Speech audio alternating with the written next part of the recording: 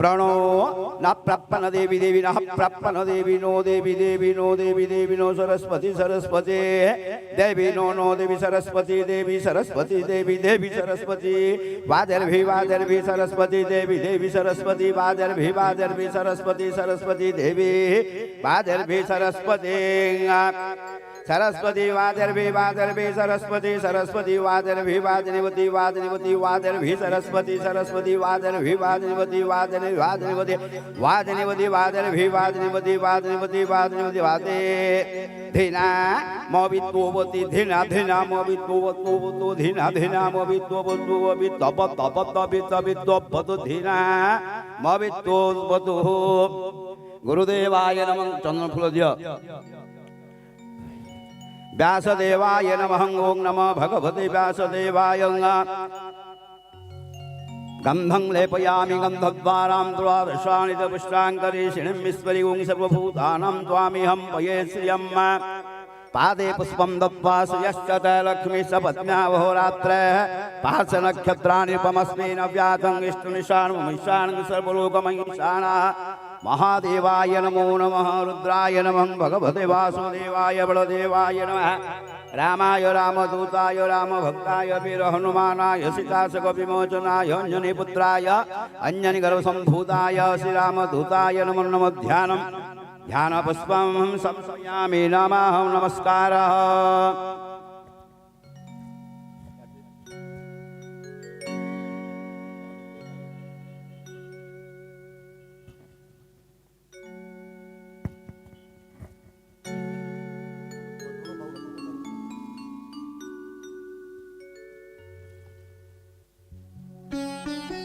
दिव्य प्रवचन आज द्वितीय संध्यारे बाबा वैद्यनाथ मंदिर परिचालना कमिटी तरफ तथा कलिंग कला और सांस्कृतिक युवा परिषद गुलीपाटना तरफ आज उपस्थित समस्त सभ्यवृंद भक्तवृंद उमरकोट नगरवासी को आम कमिटी तरफ आपण मान स्वागत करुछु एक दिव्य प्रवचन कार्यक्रम जहाँ एक जीवन मुक्ति एक प्रेरणा एक आत्मज्ञान जो थे आज आम समस्ते एकाग्रता चित्त मन नहीं एठारे उपस्थित रहीचे एवं ए दिव्य प्रवचन को श्रवण पूर्वक आत्मार समस्त कामना को एठारे ही विनाश करी एक स्वतंत्र जीवन अध्याय आरंभ करने अवसर में कमिटीर वरिष्ठ सदस्य वृंद श्री मार्कंड साहू महोदय श्री बालाजी बेहरा महोदय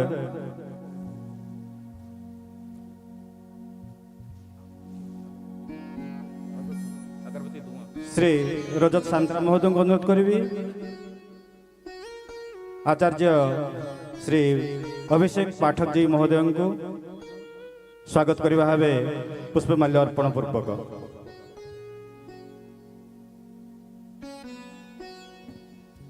अनुरोध करी श्री मनोज कुमार धोल महोदय ए कार्यक्रम में सहयोग करने भाव आचार्य महोदय को स्वागत करने भाव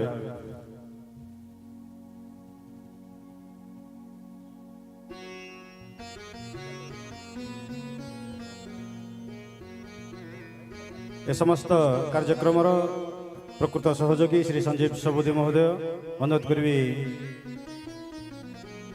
आचार्य महोदय को स्वागत करने भाव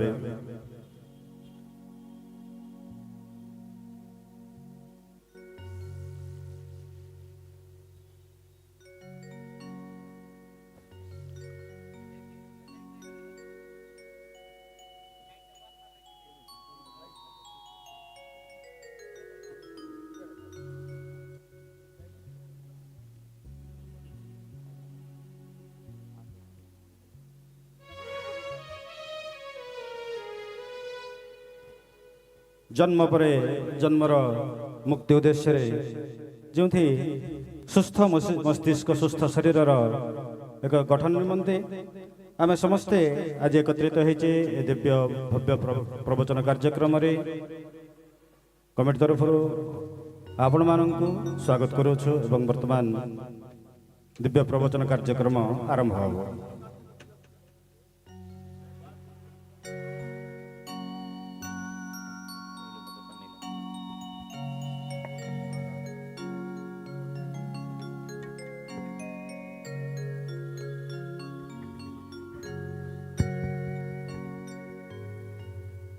श्री राधे श्री राधे श्री राधे।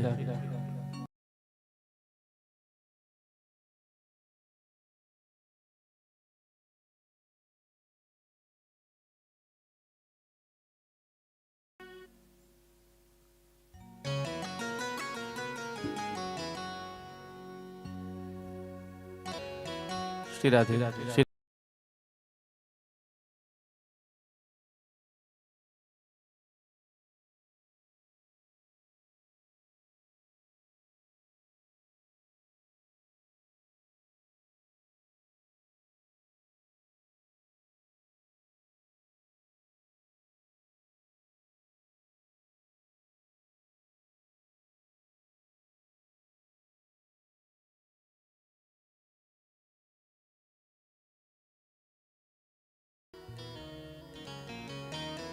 बंसी विभूषित करान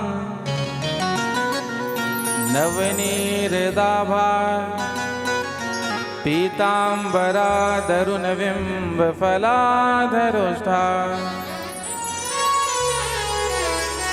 पूर्णेन्द्र सुंदर मुखादरविंद नेत्रा कृष्णात् परम किमपि तत्त्वमहं न जाने।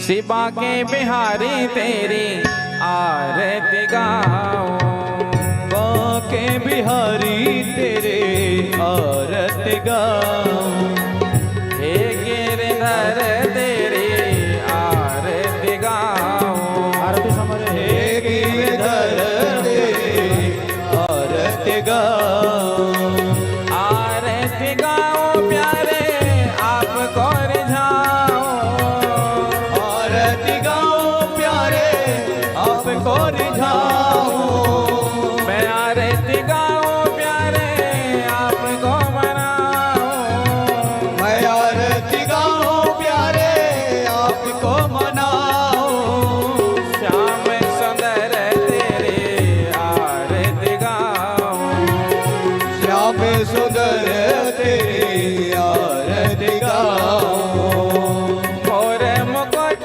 तेरे शीश पे सोहे, मोर मुकुट तेरे शीश पे सोहे, प्यारी बंसी मेरो मन मोहे, प्यारी बंसी मेरो मन मोहे, एक छवि बले हारी में जाऊं, देख छवि भले हारे बजाओ, चरणों से निकली है गंगा प्यारे, चरणों से निकली है गंगा प्यारी, जिसने सारी दुनिया तारी, किसने सारी दुनिया तारी, उन चरणों के मैं दर्शन पाऊं, उन चरणों के मैं दर्शन पाऊं, श्री हरिदास के प्यारे तुम हो, श्री हरिदास के प्यारे तुम हो, मेरे मोहन जीवन धन हो, मेरे मोहन जीवन वन हो, प्यारी छवि मैं तो मन में बसाऊं, प्यारी छवि मैं तो मन में बसाऊं, सेवा के बिहारी तेरे आरती गाऊं, बाके बिहारी तेरी आरती गाऊं, हे गिरधर तेरी आरती गाऊं, हे गिरधर तेरी आरती गाऊं, बाल कृष्ण तेरी आरती गाऊं, बाल कृष्ण तेरी आरती गाऊं। बोलिए बाल कृष्ण लाल की जय हो, श्री वृंदावन बिहारी लाल की जय हो, श्रीमद् भागवत महापुराण की जय हो श्री हनुमान जी महाराज की जय हो जय जय श्री राधे जय जय श्री राधे जय जय श्री राधे जय जय श्री राधे जय जय श्री राधे श्याम।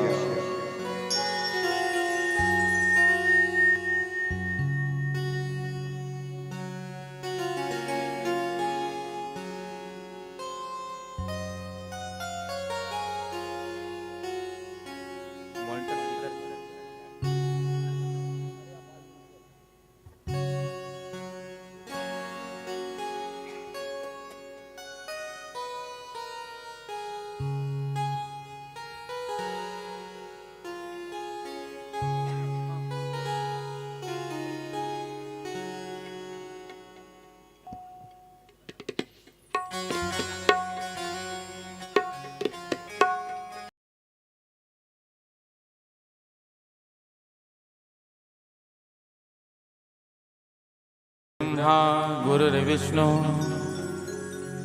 गुरुर्देवो महेश्वर गुरु साक्षात् परब्रह्म तस्मै श्री गुरवे नमः। बर्हापीडं नटवरवपुः कर्णयो कर्णिकारं विभ्रदवासः कनककपिशं वैजयन्तीं च मालां रन्ध्रानि वेणोरधरसुधया पूरयन् गोपवृन्दैः वृन्दारण्यं सपदरमणं प्राविशद्गीतकीर्तिः। नारायणं नमस्कृत्य नरं चैव नरोत्तमं देवीं सरस्वतीं व्यासं ततो जयमुदीरये। ध्येयं सदा परिभवग्नमभीष्टदोहं तीर्थास्पदं शिवविरञ्जनुतं शरण्यं भृत्यार्तिहं प्रणतपालभवाब्धिपोतं वन्दे महापुरुषते चरणारविन्दं कृष्णतुर्यपदपङ्कजपञ्जरान्ते अद्यैव मे विशतु मानस राजहंसः प्राणप्रयाण समय कफवात पित्तै कंठावरोधन विधौ स्मरणं कुतस्ते अतुलित बलधामं हेमशैलाभदेहं धनुज्वन् कृशानं ज्ञानिनाम् अग्रगण्यं सकलगुणनिधानं वानराणामधीशं रघुपतिप्रियभक्तं वातजातं नमामि। प्रणवौ पवनकुमार खलबन पावक ज्ञानघन जासु हृदयागार बसहि राम सरजापदर।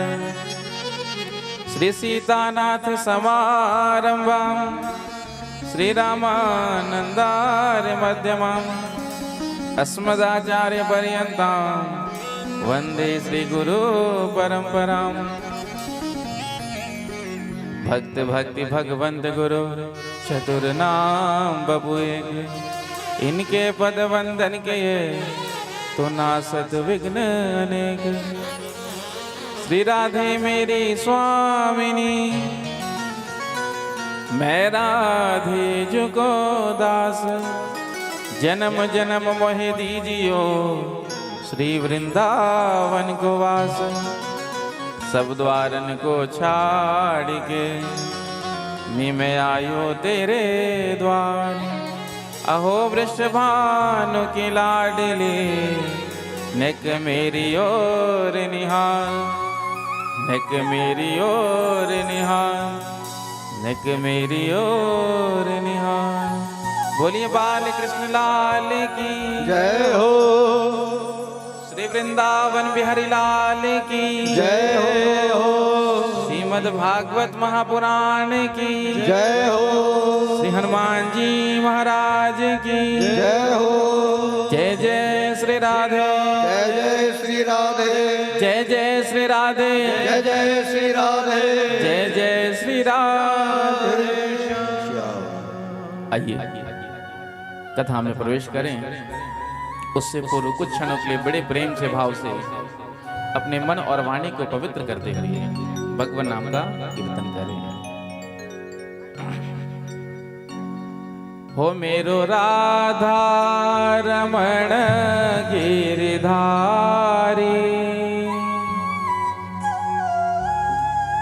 हो मेरो राधा रमण गिरधारी, गिरधारी श्याम बनवारी, मेरो राधा रमण गिरधारी, गिरधारी श्याम बनवारी, मेरो राधा रमण गिरधारी, गिरधारी श्याम बनवारी, मेरो राधा रमण गिरधारी, गिरधारी श्याम बनवारी, गिरधारी श्याम बनवारी, गिरधारी श्याम बनवारी,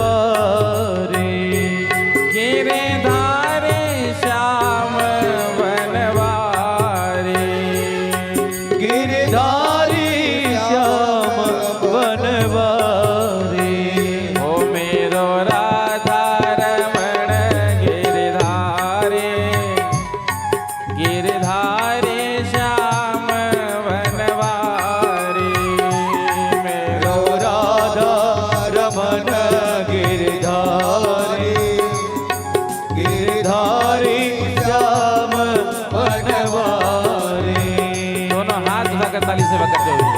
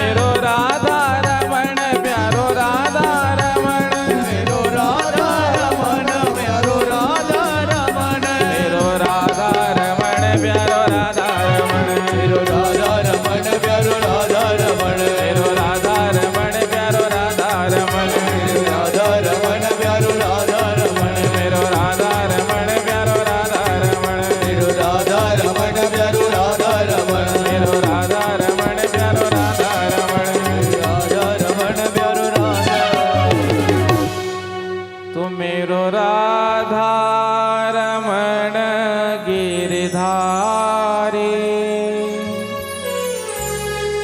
गिरधारी श्याम बनवारी। बोली बाल कृष्ण लाल की जय हो। श्री वृंदावन बिहारी लाल की जय हो। श्रीमद् भागवत महापुराण की जय हो। श्री हनुमान जी महाराज की जय हो। श्री सीतारामचंद्र भगवान की जय हो। श्री राधा कृष्ण भगवान की जय हो। श्री गौरी शंकर भगवान की जय हो।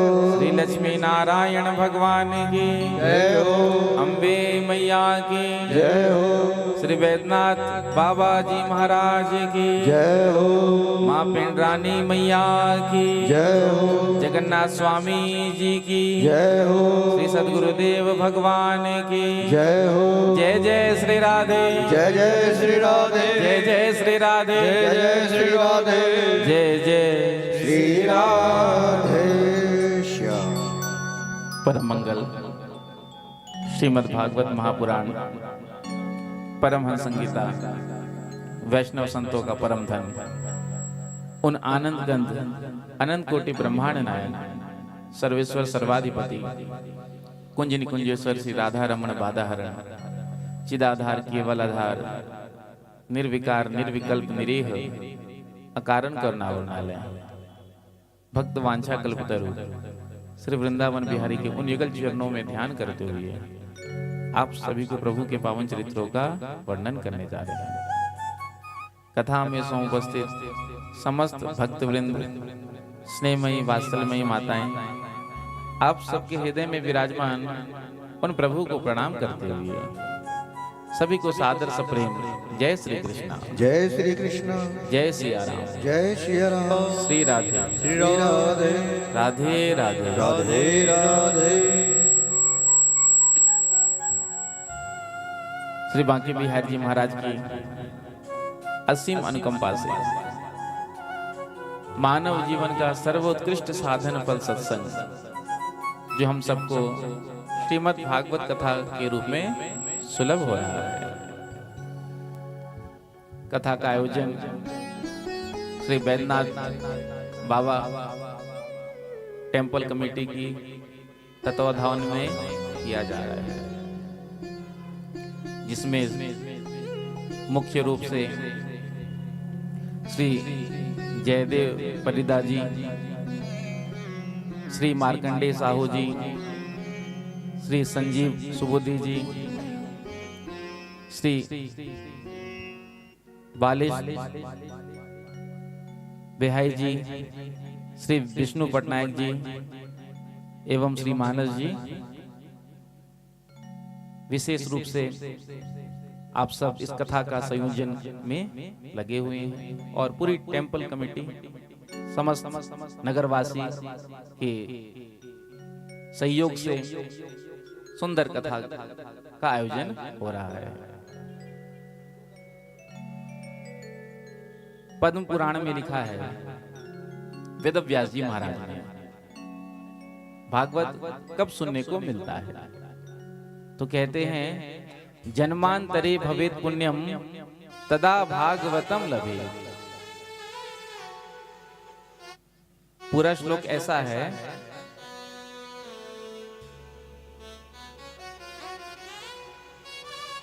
जन्मांतरे भवेत पुण्यम तदा भागवतम लभे। जब जीव के जन्म जन्मांतर के युग युगांतर के कल्प कल्पांतर के पुण्यों का उदय होता है तो श्रीमद् भागवत कथा सुनने का सौभाग्य जीव को प्राप्त होता है। एक जन्म नहीं, जन्म जन्मांतर।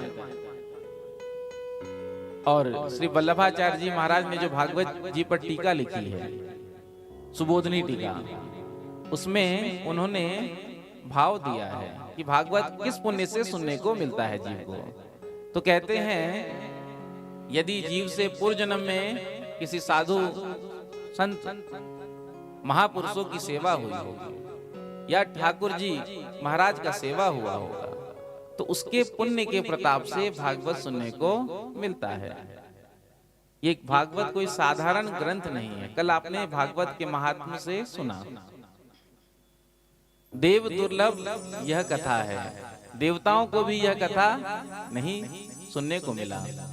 कल आपने सुना जब देवता आए थे स्वर्ग का अमृत लेकर के, तो सुखदेव जी ने देवताओं को डांट करके वापस भेज दिया, लेकिन देवताओं को कथा नहीं सुनाया।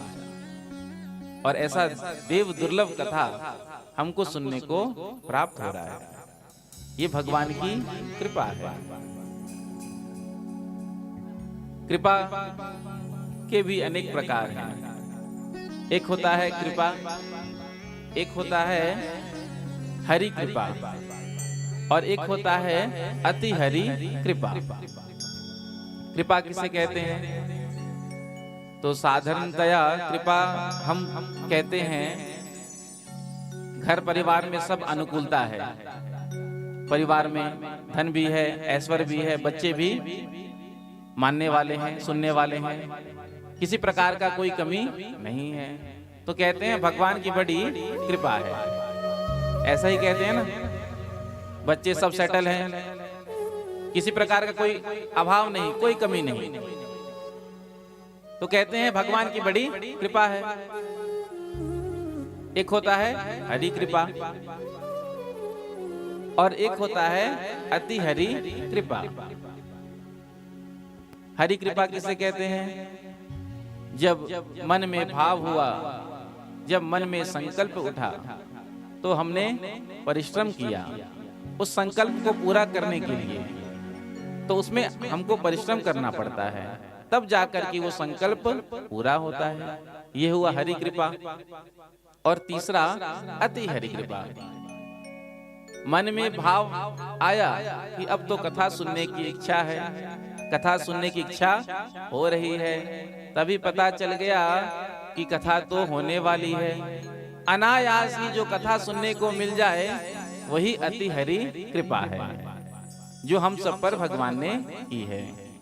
क्योंकि आध्यात्म मार्ग में वही अपने पैर को रख सकते हैं आगे जिन पर भगवान की अति कृपा होगी। अति हरि कृपा जाहि पर होई, अति हरि कृपा जाहि पर होई, अति हरि कृपा जाहि पर होई, अति हरि कृपा जाहि पर होई। जिस पर भगवान की अति कृपा होता है वही सत्संग के सरोवर में प्रवेश कर पाते हैं। पांव देहि यही मार्ग सोई। बिना भगवान की कृपा के कथा सुलभ नहीं है। तो भगवान की जब अनन्य कृपा होती है जीव पर, तब कथा सुनने का अवसर मिलता है। संसार में दुर्लभ क्या है बताइए? हरि कथा और सत्संग। प्रेम से कहो श्री राधे। श्री राधे।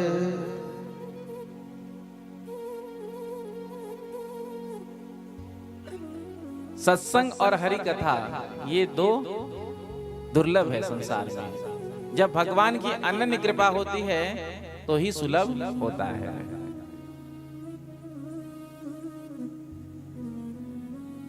तो हम सब पर भगवान की बड़ी अनन्य कृपा हुई, जो सुंदर मार्गशीर्ष मास में कथा सुनने का सौभाग्य मिला। और आज तो गुरुवार का भी दिन है। प्रेम से कहो श्री राधे। श्री राधे। अघन गुरुवार प्रातः काल हम सब भगवान नारायण और लक्ष्मी जी का पूजन करते हैं। लक्ष्मी जी का पूजन करें तो भगवान नारायण के साथ करना चाहिए। प्रेम से कहो श्री राधे। श्री राधे। प्रायः लोगों की जो रुचि होती है वो लक्ष्मी जी पर ही होती है। प्रेम से कहो श्री राधे। श्री राधे। सबको लक्ष्मी चाहिए, नारायण से किसी को कोई लेना देना नहीं है। इसलिए लक्ष्मी मैया की पूजा जब दीपावली का दिन आता है तो हम सब मिलकर के सुंदर सायकाल की बेला में जो भी शुभ मुहूर्त हो उसमें माँ लक्ष्मी जी की पूजन करते हैं। क्यों? क्योंकि माँ लक्ष्मी जी की कृपा हमारे घर परिवार पर बना रहे और हमारा भंडार ऐसे ही भरा रहे, क्योंकि बिना लक्ष्मी जी की कृपा से कुछ होता भी नहीं है। लक्ष्मी जी के कृपा से ही संसार में सब कुछ होता है। लेकिन लक्ष्मी जी के साथ साथ हमें भगवान नारायण की भी आराधना करनी चाहिए। अकेले केवल आपने लक्ष्मी जी को बुलाया तो लक्ष्मी जी ज्यादा दिन तक आपके घर पर टिकेंगी नहीं। प्रेम से कहो श्री राधे। श्री राधे। जैसे कि पत्नी किसी के बुलावे पर आ गई, अब आ तो गई आपके घर, लेकिन बैठी हैं घर में, लेकिन मन कहाँ है? पतिदेव ऑफिस से आने वाले होंगे, बार बार घड़ी देखती रहेगी, अभी तो आने ही वाले होंगे, अभी तो आ ही गए होंगे। तो लक्ष्मी जी उसी प्रकार से हमारे घर पर जब अकेली आती हैं तो लक्ष्मी जी का मन कहाँ लगा रहता है? भगवान नारायण। स्वाभाविक सी बात है, चाहे पत्नी कथा में ही क्यों ना आए। जैसे आप सब आकर के बैठी हैं माताएं, अब जैसे ही 9 बज जाएगा तो आप सभी घड़ी देखेंगे मोबाइल में निकाल करके कि टाइम हो गया उनको भोजन का, क्योंकि 9 बजे उनको भोजन करने की आदत है। लेट हो गया तो भोजन नहीं करेंगे। अब बैठी तो कथा में है, लेकिन कथा सुनने में मन ही नहीं, मन तो घर में लगा है। बात बात पर मन और ध्यान घर पर ही जा रहा है। लेकिन पत्नी के साथ पति भी कथा सुनने के लिए आई हैं। प्रेम से कहो श्री राधे। श्री राधे। पत्नी के साथ पति देव भी कथा सुनने के लिए आए हैं, तो पत्नी निश्चित होकर के कथा सुनेगी। क्यों? साथ में ही बैठे हैं, कोई टेंशन ही नहीं है। उसी प्रकार से जब भगवान नारायण के साथ लक्ष्मी जी आते हैं तो वो चिरकाल तक हमारे घर में निवास करते हैं। और केवल यदि हमने लक्ष्मी जी को बुलाया तो फिर लक्ष्मी जी किसी ना किसी बहाने से भागने का वो प्रयास करती हैं। क्यों? क्योंकि पति के बिना पत्नी का मन नहीं लगता है। प्रेम से कहो श्री राधे। श्री राधे। तो लक्ष्मी जी के साथ साथ हम नारायण जी का भी आवाहन करेंगे। इसलिए तो कहते हैं लक्ष्मी नारायण भगवान की जय। जब लक्ष्मी नारायण भगवान हमारे घर आकर के विराजमान हो जाएंगे तो लक्ष्मी जी आपके घर को छोड़कर कभी नहीं जाएंगी। इसलिए जब भी आप उपासना करें लक्ष्मी जी का तो भगवान नारायण के साथ उनका आवाहन करें। जब नारायण के साथ गरुड़ारूढ़ होकर के लक्ष्मी जी आती हैं तो वो हमारे घर पर चिरकाल तक निवास करते हैं। तो आइए कथा क्रम में प्रवेश करते हैं। कल के कथा में हम सबने भागवत के महात्म के बारे में सुना। भागवत सुनने से क्या लाभ होता है, भागवत सुनने से किसको लाभ हुआ और भागवत किस विधि से हमको सुनना चाहिए। तो आइए कथा में प्रवेश करते हैं और अपने मन को लेकर के चलते हैं भगवान के ओर।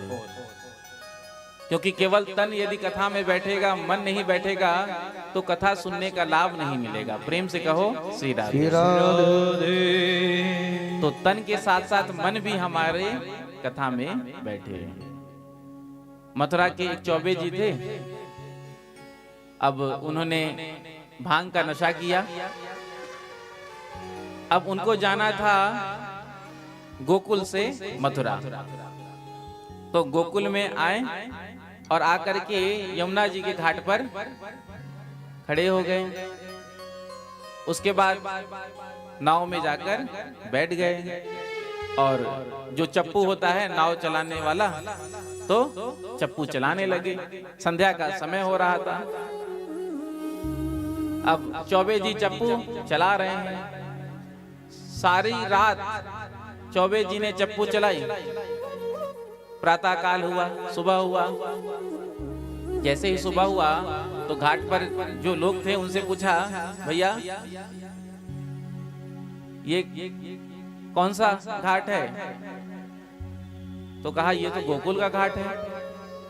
चौबे जी ने आश्चर्य में पूछा, गोकुल से हम निकले थे कल शाम को, रात भर हमने नाव चलाई, चप्पू चलाई, फिर भी हम गोकुल में ही हैं, मथुरा नहीं पहुंचे। तो उस व्यक्ति ने कहा, महाराज सारी रात क्या, सारा जीवन भी आप चप्पू चलाओगे तो मथुरा नहीं पहुंचोगे। चौबे जी ने पूछा क्यों?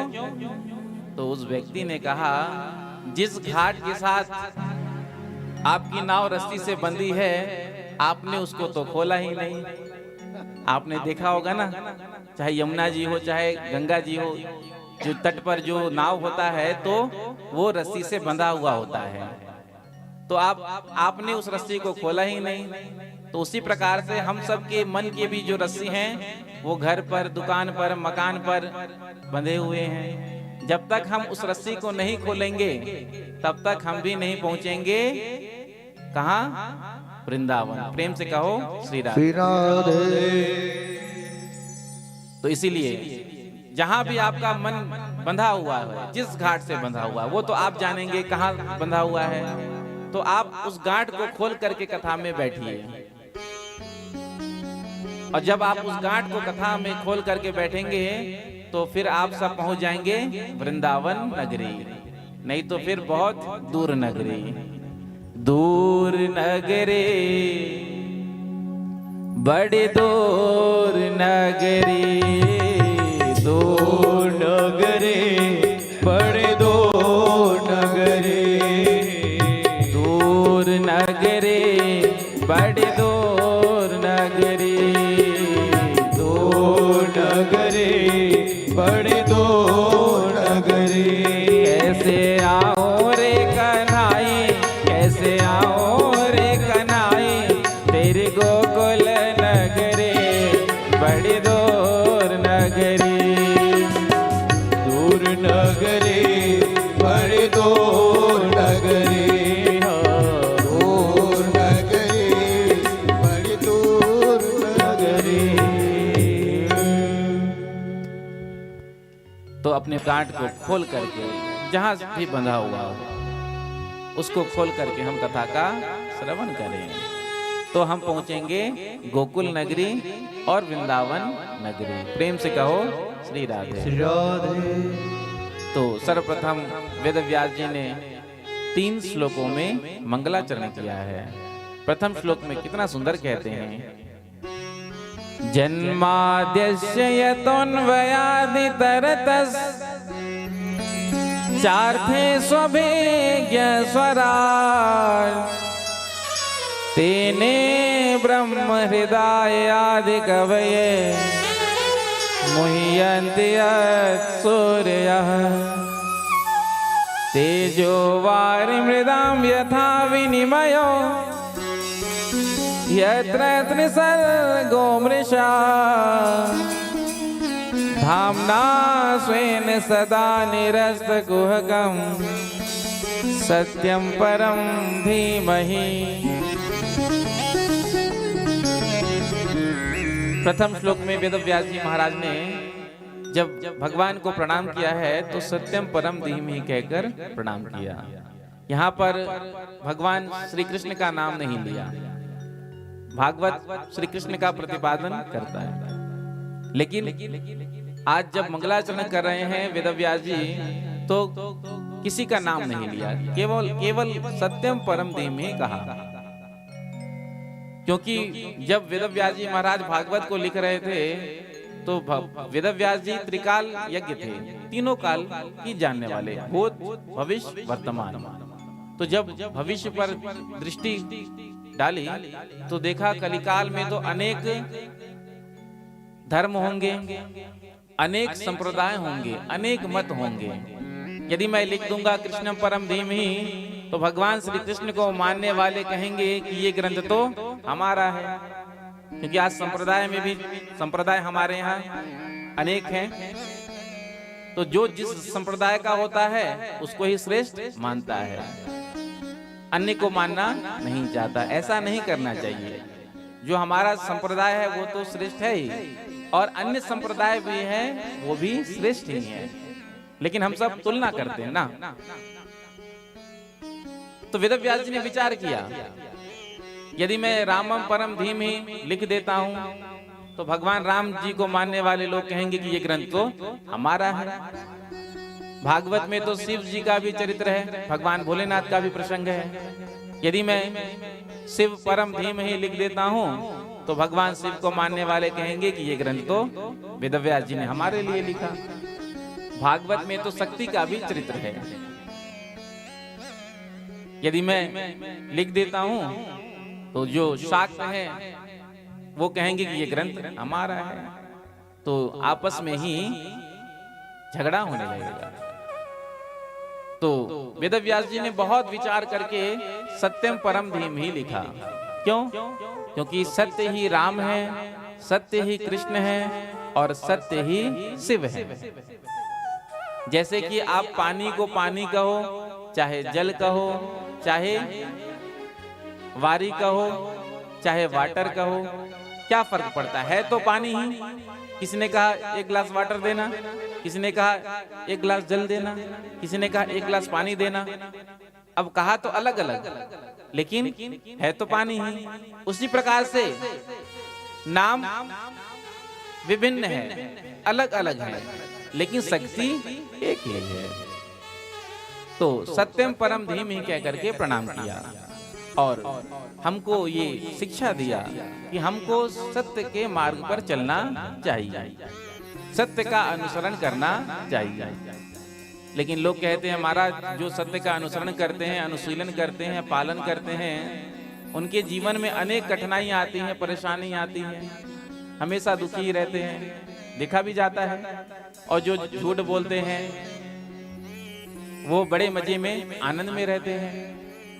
तो देखो सत्य परेशान हो सकता है, लेकिन सत्य कभी पराजित नहीं होता है।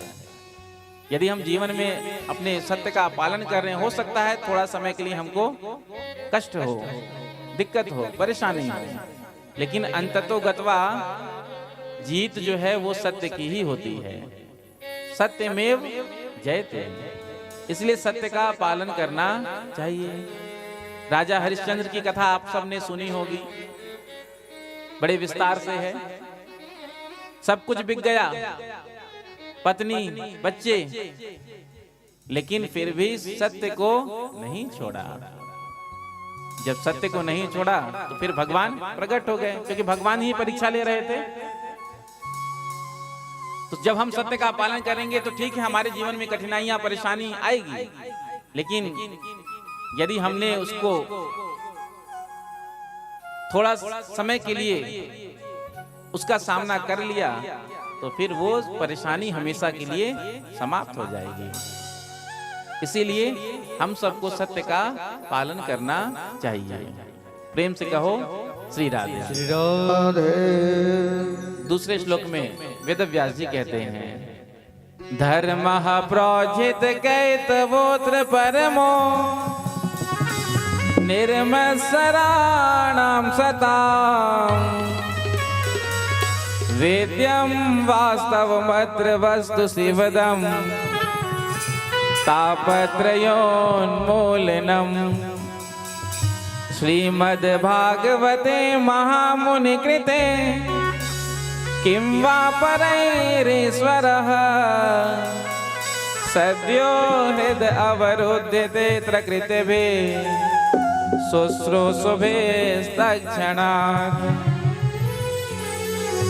मंगलाचरण के दूसरे श्लोक में वेदव्यास जी हमको 4 बातों के बारे में बता रहे हैं। किसी भी ग्रंथ को, पुराण को जब हम पढ़ते हैं तो 4 बातें उसमें हमको मिलती हैं। सबसे पहला, जिस ग्रंथ को हम सुन रहे हैं, पुराण को सुन रहे हैं, उसका विषय क्या है। दूसरा, उस पुराण को सुनने का अधिकारी कौन है। तीसरा, उस पुराण का संबंध किससे है। चौथा, उस पुराण को सुनने का प्रयोजन क्या है। तो इसको कहते हैं अनुबंध चतुष्टय। तो भागवत का विषय क्या है। सबसे पहले तो कहते धर्मः प्रोजित कैतवोत्र परमो, जो छल कपट से रहित धर्म है वही भागवत का मुख्य विषय है। क्योंकि भगवान स्वयं कहते हैं जिनके हृदय में छल कपट ईर्ष्या द्वेष आदि रहता है मैं उनके हृदय में निवास नहीं करता हूं।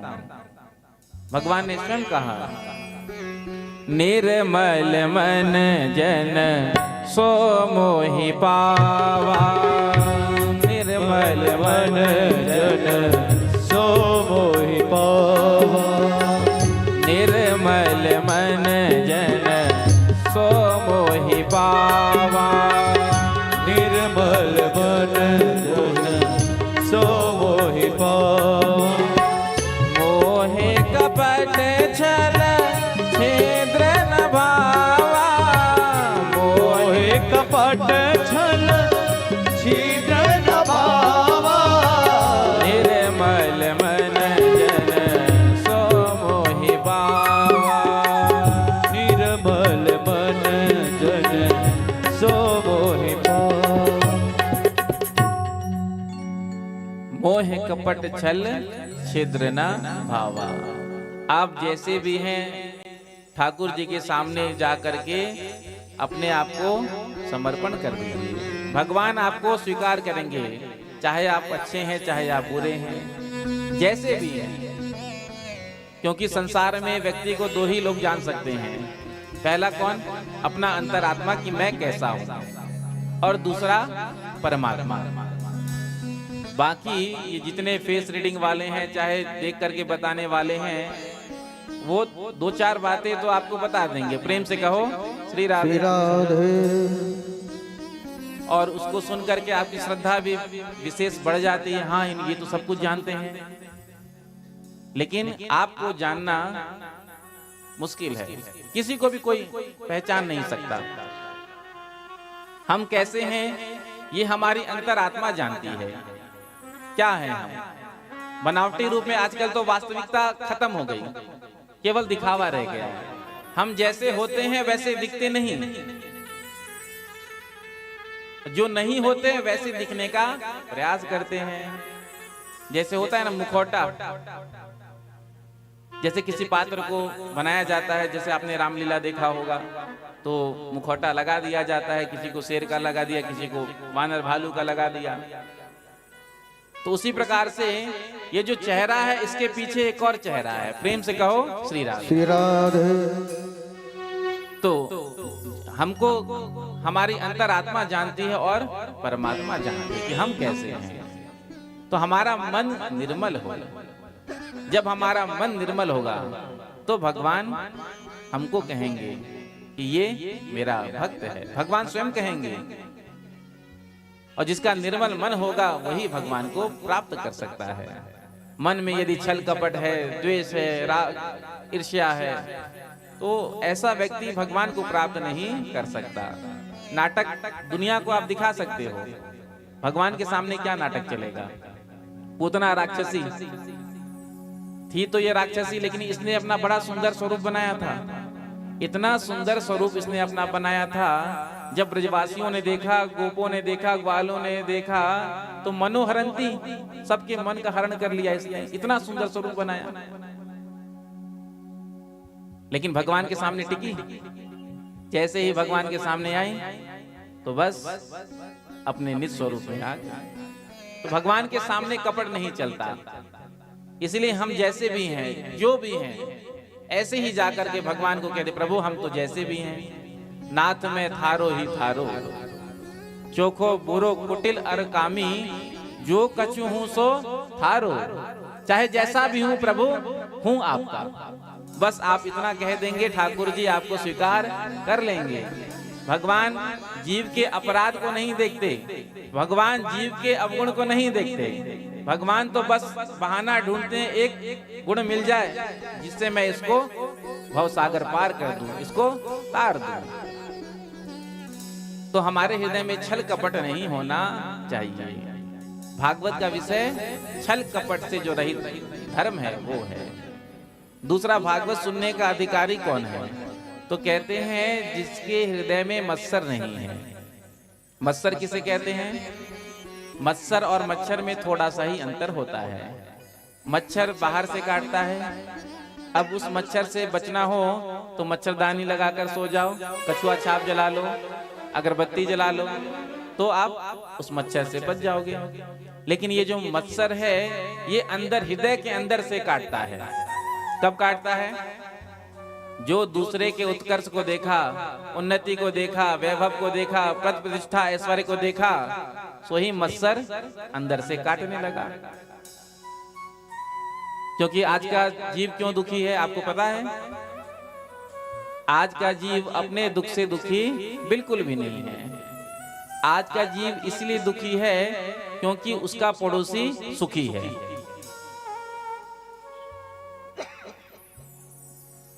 हमारे यहाँ लाइट चली गई, इसकी चिंता नहीं, कोई बात नहीं, लेकिन पड़ोसी के यहाँ उजाला क्यों हो रहा है, इस बात की ज्यादा दिक्कत हमको। तो जब दूसरे के उन्नति, पद प्रतिष्ठा, ऐश्वर्य को देख करके हमारे हृदय में भी भाव आए कि देखो भगवान ने इस पर कितनी कृपा की है, ऐसी कृपा भगवान हम पर भी करें, तो ऐसा व्यक्ति भागवत सुनने का अधिकारी होता है। प्रेम से कहो श्री राधे। तो हमारे हृदय में मत्सर नहीं होना चाहिए। ये जो मत्सर है ये बहुत खतरनाक है। गाय का दूध अमृत के समान होता है, लेकिन जरा सी भी खटाई बर्तन में पड़ जाए तो अमृत के समान जो दूध है वो फट जाता है, खराब हो जाता है। तो उसी प्रकार से भागवत कथा अमृत को हम सुन रहे हैं। यदि हमारे हृदय में जरा सी भी खटाई होगी मत्सर रूपी, तो भागवत हमारे हृदय में टिकेगा नहीं। इसलिए अपने हृदय में जो मत्सर है उसको हम बाहर निकालें। दूसरे के दुख में दुखी होना बहुत आसान है, बहुत सरल है। कोई रो रहा है तो उसको देख करके आप भी रो लेंगे, आंसू आ जाता है। माताओं का स्वभाव तो बड़ा कोमल होता है, उनका हृदय ही इतना कोमल होता है।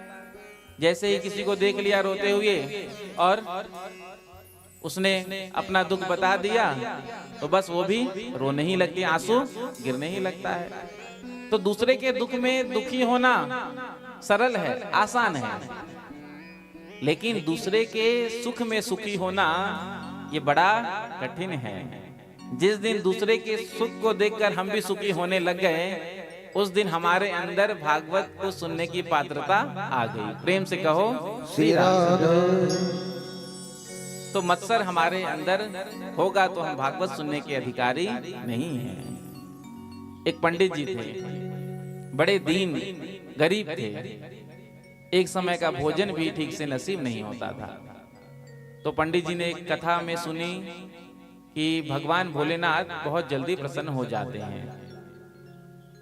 तो पंडित जी ने सोचा कि चलो चल करके अब तपस्या ही करें, भगवान भोलेनाथ को प्रसन्न करें।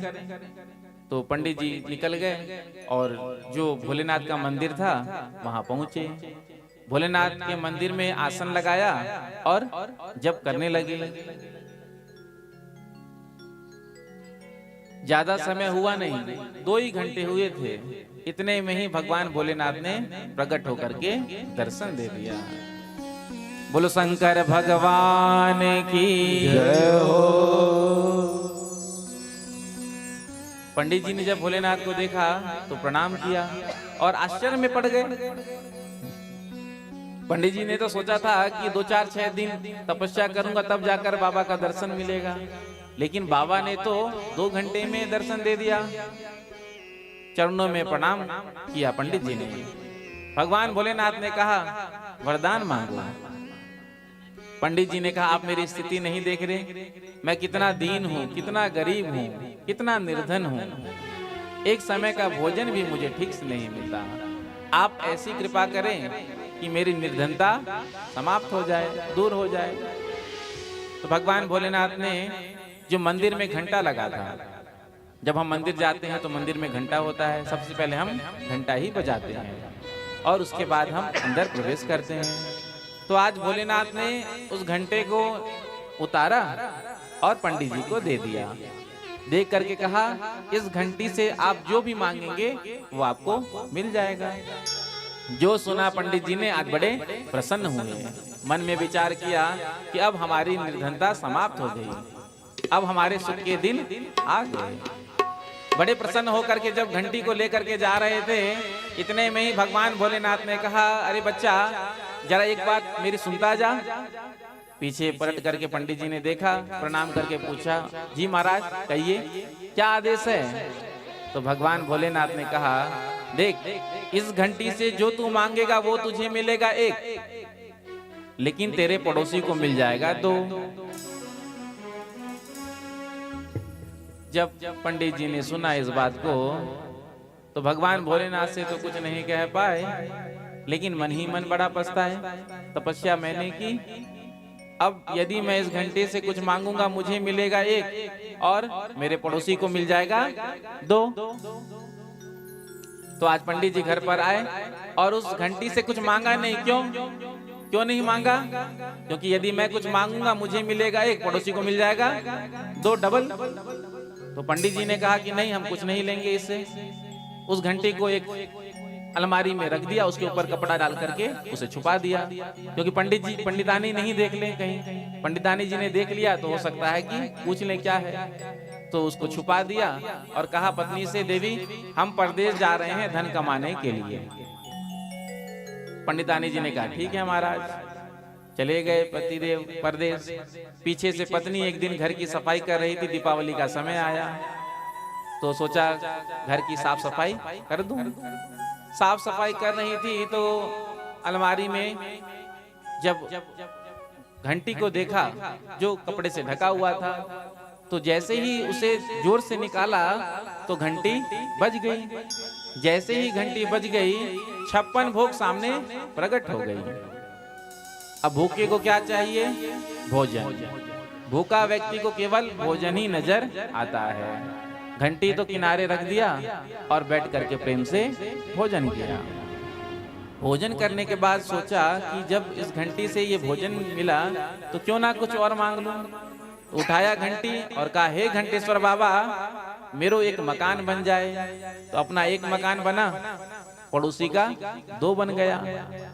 फिर कहा, हे घंटेश्वर बाबा मेरे घर में गाड़ी आ जाए। अपने यहाँ 2 4 चक्का आया, पड़ोसी के यहाँ 4 पहुंच गया। फिर कहा, हे घंटेश्वर बाबा मेरे घर नौकर चाकर आ जाए। अपने घर 4 नौकर आए, पड़ोसी के यहाँ कितना? 8 पहुंच गए। सारा सुख सुविधा ऐश्वर्य धन संपन्नता आज मिल गया। बड़े प्रेम से रहने लगी। बेचारे पतिदेव परदेश में धन कमा रहे थे। जब धन कमा करके वापस आए तो देखा जिस जगह पर झोपड़ी थी वहां पर तो मकान बिल्डिंग खड़ा है। पंडित जी समझ गए हो ना हो ये उस घंटे का ही कमाल है। तो आज प्रसन्न नहीं हुए, बड़े दुखी हुए और पंडितानी जी पर बड़ा गुस्सा आया। भागते भागते आए हैं, जो देखा पंडितानी जी ने तो चरणों में गिर करके प्रणाम किया और कहा, महाराज या भागे भागे कहाँ फिर रहे हैं? देखिए घंटेश्वर बाबा की कृपा से सारा ऐश्वर्य धन सुख हमारे घर पर ही है। पंडित जी ने कहा, देख तुझे पता नहीं, तूने जो भी मांगा ना वो तो हमको मिला एक, लेकिन हमारे पड़ोसी को मिल गया 2 डबल। पंडितानी जी ने कहा कि देखिए हमारे पास तो अब कोई कमी नहीं है किसी बात का। घर है, मकान है, नौकर चाकर हैं, गाड़ी है। अब हमारे पड़ोसी को दुगना मिल जाए चाहे चौगुना मिल जाए, इससे हमको क्या लेना देना? हमारे पास तो कोई कमी नहीं है। लेकिन पंडित जी ने कहा, नहीं, तपस्या मैंने की, तब मैं किया, भूखा मैं रहा और हमने जो मांगा हमको मिला एक, पड़ोसी को मिल गया 2। ऐसा कैसे हो सकता है? तो पंडित जी के मन में, हृदय में मत्सर आ गया, जिसकी चर्चा भागवत में है। तो जैसे ही मत्सर आया तो पंडित जी ने पंडितानी जी से पूछा, घंटा कहाँ है? पंडितानी जी ने घंटा ला करके दिया। कहा, महाराज ये है। पंडित जी ने घंटा बजाया और कहा, हे घंटेश्वर बाबा मेरो एक आंख फूट जाए। पत्नी ने कहा, महाराज ये क्या मांग रहे हो? पंडित जी ने कहा, कि मैं तो एक आंख से भी देख लूंगा, लेकिन पड़ोसी के डबल काम होने हैं ना, तो जिनकी दोनों चली जाएगी वो कैसे देखेंगे। उसके बाद पुनः उठाया घंटा और फिर कहा, हे घंटेश्वर बाबा मेरो एक टांग टूट जाए। पत्नी ने कहा, महाराज आप क्या पागल हो गए हैं, ये क्या कह रहे हैं। तो पंडित जी कहते हैं, मैं तो बैसाखी लेकर भी चल लूंगा, लेकिन जिनके दोनों टांग चली जाएंगी वो कैसे चलेंगे। इसके बाद पुनः उठाया घंटा और कहा, हे घंटेश्वर बाबा मेरे घर के आंगन में कुआं खुद जाए। अब जब अंधे लंगड़े घर से बाहर निकलेंगे और बाहर कुआं होगा तो क्या होगा। तो कहने का अभिप्राय, जिसके हृदय में मत्सर होता है वो भागवत सुनने का अधिकारी नहीं होता है। तो जब हमारा पात्र बढ़िया होगा, सुंदर होगा, तो ये भागवत कथामृत उसमें टिकेगा। इसलिए हम अपने हृदय को निर्मत्सर बनाए। तीसरा, भागवत का संबंध किससे है, तो कहते हैं भागवत का संबंध भगवान श्री कृष्ण से है। चौथा, भागवत सुनने का प्रयोजन क्या है, तो कहते हैं सद्यो हृदय अवरुद्ध तेत्र कित भी शुश्रूषुभिस्तक क्षणात्। आपने कथा सुनी नहीं, केवल आपके मन में ये भाव आया कि आज हमको कथा सुनने जाना है। इतना भाव आते ही भगवान श्री कृष्ण आपके हृदय में आकर के अवरुद्ध हो जाते हैं। प्रेम से कहो श्री राधे। तीसरे श्लोक में श्री सुखदेव श्री वेदव्यास जी कहते हैं, निगम कल्पतरोर गलितम फलम सुख मुखादमृत त्रव संयुतम पिबत भागवतम रसमालयम मुहुरहो रसिका भुवि भावुकः।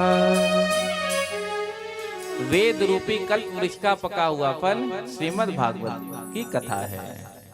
और ये फल कैसा है, तो कहते हैं कि इस फल में केवल रस ही रस है और ये फल बड़ा मीठा है। तो किसी जिज्ञासु ने कहा, महाराज आपका फल है तो आप तो इसे मीठा कहोगे ही, क्योंकि जो फल बेचने वाले होते हैं वो अपने फलों की बड़ी प्रशंसा करते हैं। कोई ये थोड़ी कहेगा कि ये खराब है, जब अच्छा कहेगा तब तो हम जाकर उसे खरीदेंगे। एक फल बेचने वाला कह रहा था, शक्कर से भी मीठे खरबूजे। खरबूजा जानते हैं, खरबूजा, हाँ। तो बेचने वाला कह रहा था, शक्कर से मीठे खरबूजे, शक्कर से मीठे खरबूजे, शक्कर से मीठे खरबूजे। जब लोगों ने सुना तो आकर के देखा, पूछा शक्कर से मीठे हैं खरबूजे, तो कहा हाँ शक्कर से मीठे हैं। तो सबने खरबूजा खरीद लिया। खरीद कर लेकर घर में गए, काटा, जैसे ही खाया तो उसमें तो स्वाद ही नहीं था, मीठा था ही नहीं। बड़ा गुस्सा आया, क्रोध आया, देखो हमको ठग लिया इसने। क्या कह रहा था, शक्कर से मीठे खरबूजे, इसमें तो कोई स्वाद ही नहीं है। उठाया सारा खरबूजा जो काटा था, बाहर निकल करके आया, आवाज लगाया, अरे भैया सुनना, सुनते हो। बेचने वाले ने कहा, क्या हुआ बताइए। तो कहा, आप तो कह रहे थे शक्कर से मीठे खरबूजे, देखो खा करके कहाँ मीठे हैं, बिल्कुल मीठे नहीं है।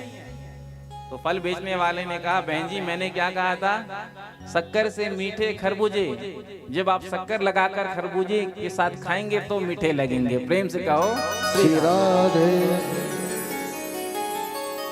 तो फल बेचने वाले अपने फलों की प्रशंसा करते हैं।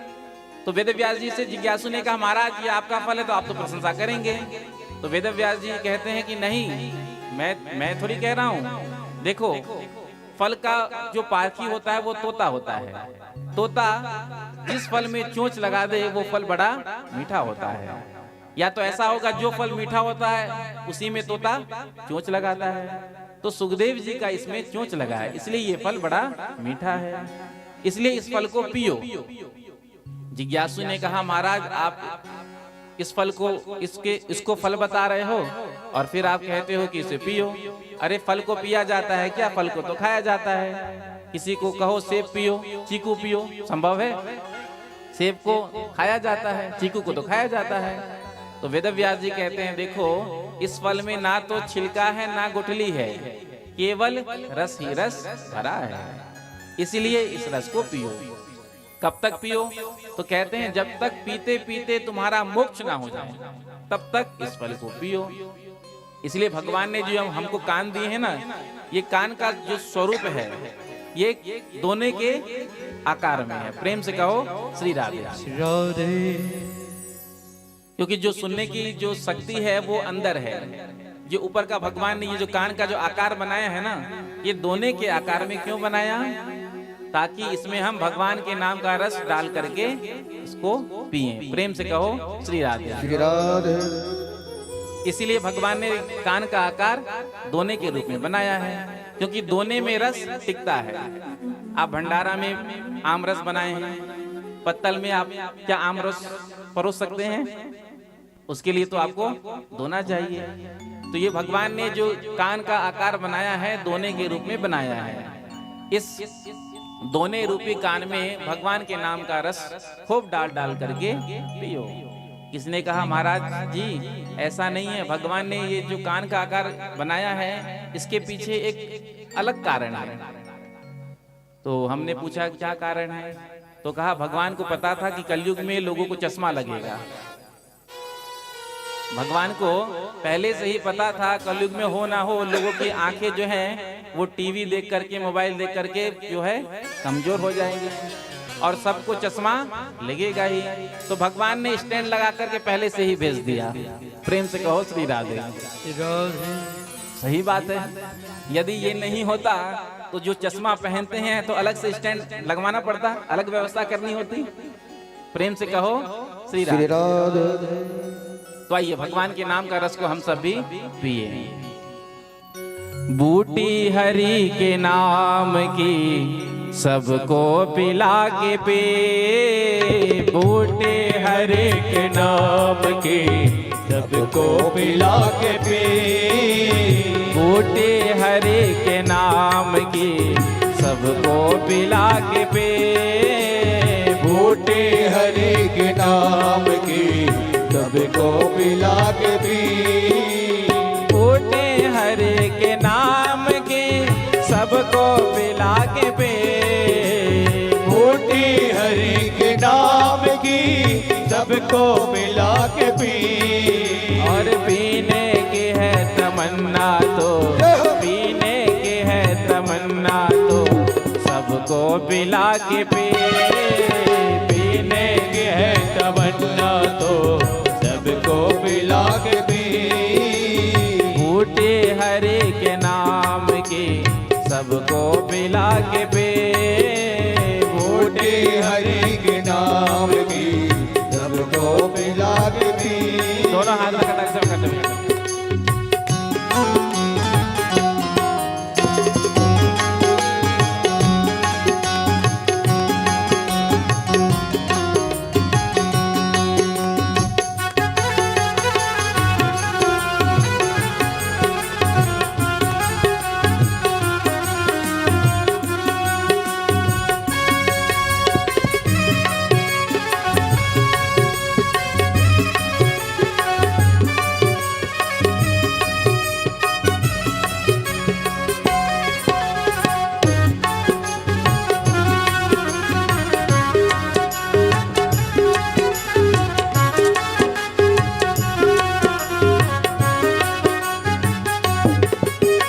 ब्रह्मा ने चारों वेद के पुस्तक बना के पे, ब्रह्मा ने चारों वेद की पुस्तक बना के पी, ब्रह्मा ने चारों वेद के पुस्तक बना के पे, ब्रह्मा ने चारों वेद की पुस्तक बना के पी, ब्रह्मा ने चारों वेद के पुस्तक बना के पे, और शंकर ने अपने शीश पर, शंकर ने अपने शीश पर गंगा चढ़ा के पे, शंकर ने अपने शीश पर गंगा चढ़ा के पी, बूटे हरे के नाम के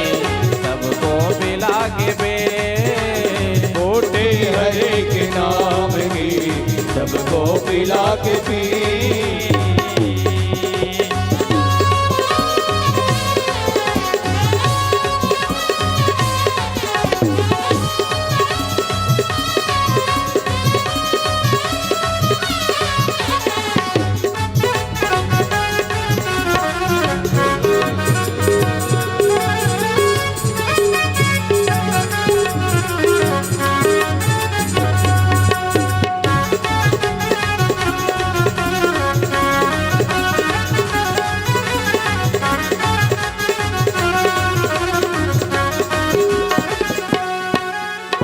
ब्रज गोपियों ने कृष्ण को माखन खिला के पे।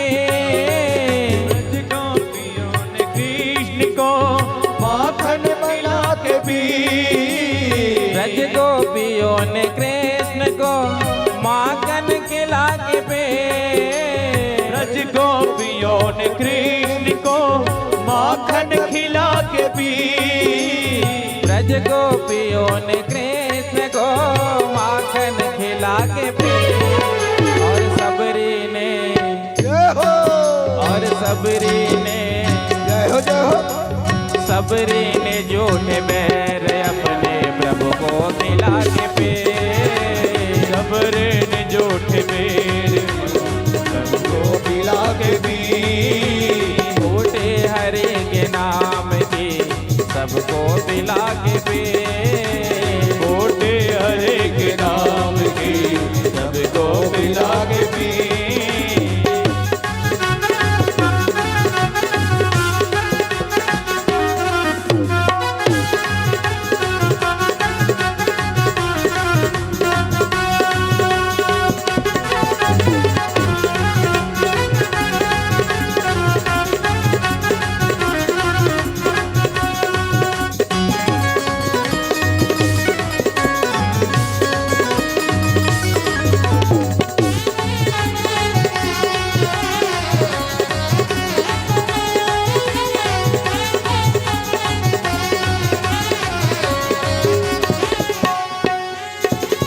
इसलिए तो कहा ना पीने का शौक था ना पिलाने का शौक था।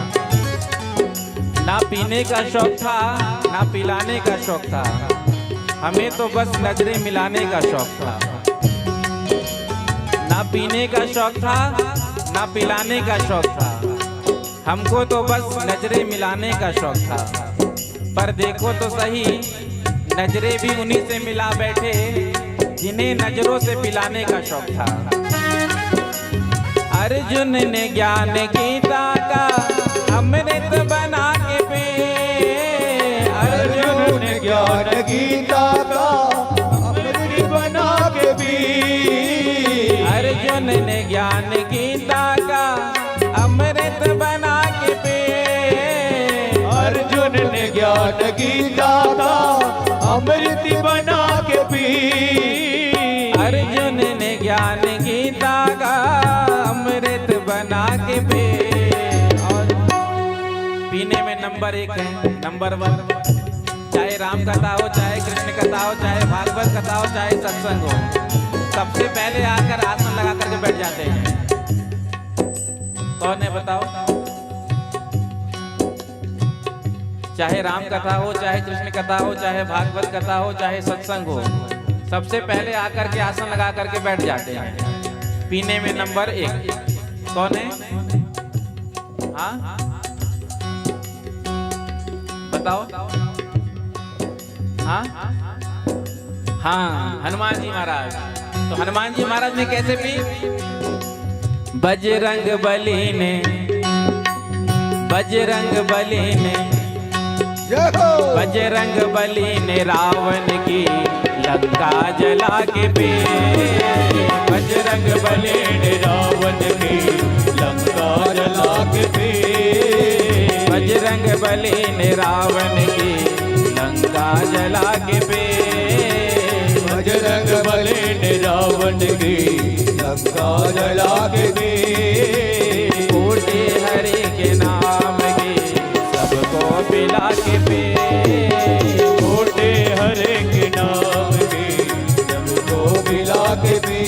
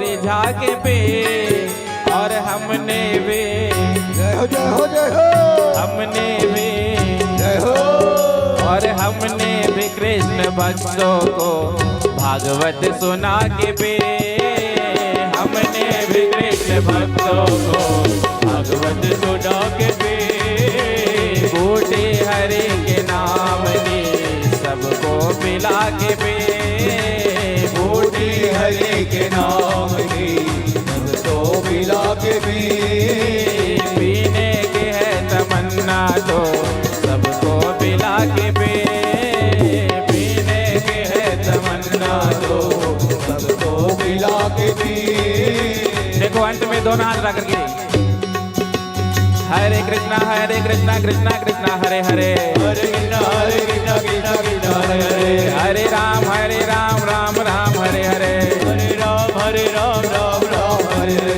हरे कृष्णा कृष्णा कृष्णा हरे हरे हरे कृष्णा कृष्णा कृष्णा हरे हरे हरे राम राम हरे हरे हरे राम राम हरे हरे हरे कृष्णा कृष्णा कृष्णा हरे हरे हरे कृष्णा कृष्णा हरे हरे हरे राम राम हरे हरे हरे राम राम हरे हरे हरे कृष्णा कृष्णा हरे हरे हरे कृष्णा कृष्णा हरे हरे हरे राम राम हरे हरे हरे राम राम हरे हरे हरे कृष्णा कृष्णा हरे हरे हरे कृष्णा कृष्णा हरे हरे हरे राम राम हरे हरे हरे राम राम हरे हरे हरे कृष्णा कृष्णा हरे हरे हरे कृष्णा कृष्णा हरे हरे हरे राम राम हरे हरे हरे राम राम हरे हरे हरे कृष्णा कृष्णा हरे हरे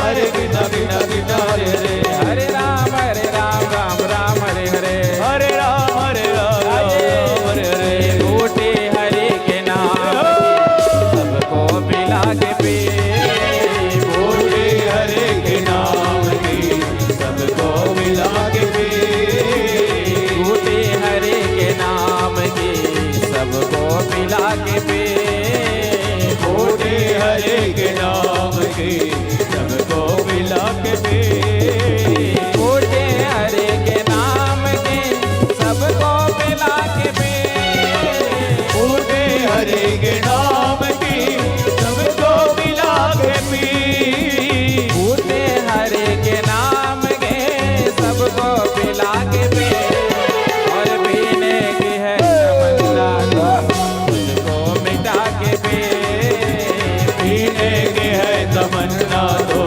सबको मिला के भी पीने की है तमन्ना तो मुझको मिटा के पे पीने की है तमन्ना तो सबको मिला के भी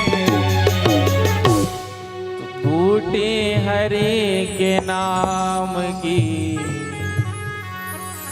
कहिए सबको पिला के पी पीने के है तमन्ना तो खुद को मिटा के पी जब तक हमारे खुद ही नहीं मिटते तब तक भगवान नहीं मिलते हैं तो जब हम खुद मिट जाएंगे तब भगवान मिलेंगे प्रेम से कहो श्री राधे खुद ही का मतलब अहंकार अभिमान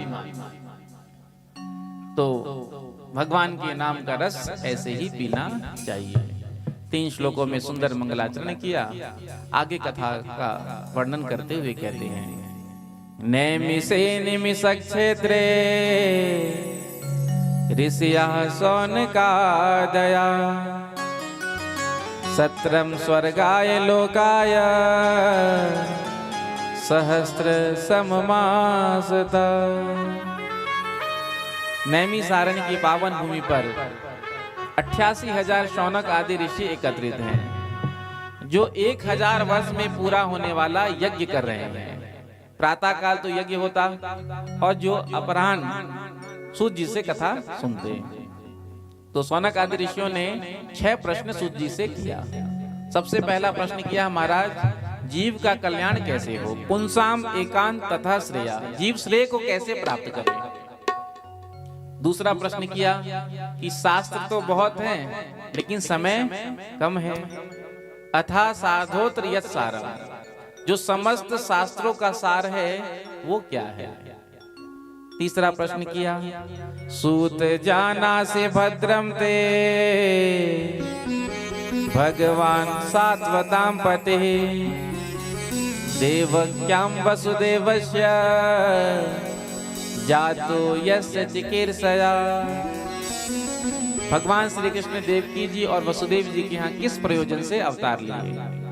चौथा प्रश्न किया, लीला में भगवान ब्रह्मा विष्णु महेश क्यों बनते हैं। पांचवा प्रश्न किया कि अब तक भगवान के कितने अवतार हुए। और छठा प्रश्न किया, जब भगवान श्री कृष्ण लीला का विश्राम करके परम धाम चले गए तो धर्म किसकी शरण में गया। ब्रूहि योगेश्वरे कृष्णे ब्रह्मण्ये धर्म वर्मणि स्वाम काष्ठा मधुनोपेते धर्मः कम शरणम गतः। तो भगवान श्री कृष्ण के जाने के बाद धर्म किसकी शरण में गया। सूत जी ने जब प्रश्न सुना तो आज शौनक आदि ऋषियों से कहा, आपके प्रश्न तो बड़े सुंदर हैं लेकिन इसका उत्तर हम देंगे उससे पहले अपने गुरुदेव भगवान का स्मरण करेंगे। तो 2 श्लोक में अपने गुरुदेव श्री सुखदेव जी का स्मरण किया, जिन सुखदेव जी महाराज ने समस्त श्रुतियों का मंथन करके भागवत रूपी अध्यात्म दीप को प्रकट किया। उनके चरणों में आज सूत जी ने प्रणाम किया। और आगे कहते हैं, मुनिहा साधु पृष्ठो हम भवत वीर लोक मंगलम। आपके प्रश्न से तो लोक मंगल होगा। तो मनुष्य का परम धर्म क्या है, सूत जी बताते हैं। सा वै पुंसाम परो धर्मो यतो भक्तिरधोक्षजे अहेत्युक् अप्रतिहता ययात्मा संप्रसीदति। मनुष्य का परम धर्म यही है कि मनुष्य के हृदय में भगवान की भक्ति जागृत हो, प्रकट हो। हम जितना भी साधन कर रहे हैं, कथा सुन रहे हैं, सत्संग कर रहे हैं, मंदिर जा रहे हैं, जप कर रहे हैं, पूजा कर रहे हैं, पाठ है, तो इसका कारण क्या है। भगवान की भक्ति हमारे हृदय में प्रकट हो। और भगवान की भक्ति भी कैसी हो, तो भक्ति के 2 विशेषण बताए। भगवान की भक्ति तो हम सबके हृदय में खूब है, लेकिन भक्ति कैसी होनी चाहिए, तो कहते हैं अहेतु की भक्ति होनी चाहिए। अहेतु की भक्ति कहते हैं निष्काम भक्ति। भगवान को कामना वाला भक्त उतना प्रिय नहीं जितना निष्काम भक्त भगवान को प्रिय होता है। निष्काम भक्त के पीछे पीछे भगवान स्वयं चलते हैं। और उनसे पूछो कि प्रभु आप इन भक्त के पीछे क्यों चल रहे हैं, तो भगवान कहते हैं इन भक्त के चलने से जो चरण रज उठता है वो जब मेरे ऊपर आता है तो मुझे बड़ा आनंद मिलता है। भक्तमाल में प्रसंग है एक सुंदर सा, राका बाका भगवान के अनन्य भक्त बहुत गरीब थे। जंगल में जाकर के लकड़ी काटते, गट्ठर बनाते, उसे बाजार में बेचते, उससे जो आय होता उससे अपना जीवन चलाते। बड़े निष्किंचन भक्त थे, लेकिन भगवान से कभी शिकायत नहीं करते, भगवान से कुछ मांगते नहीं। एक दिन लक्ष्मी जी ने भगवान नारायण से कहा, प्रभु आपका भक्त है, देखो हमेशा परेशान रहता है।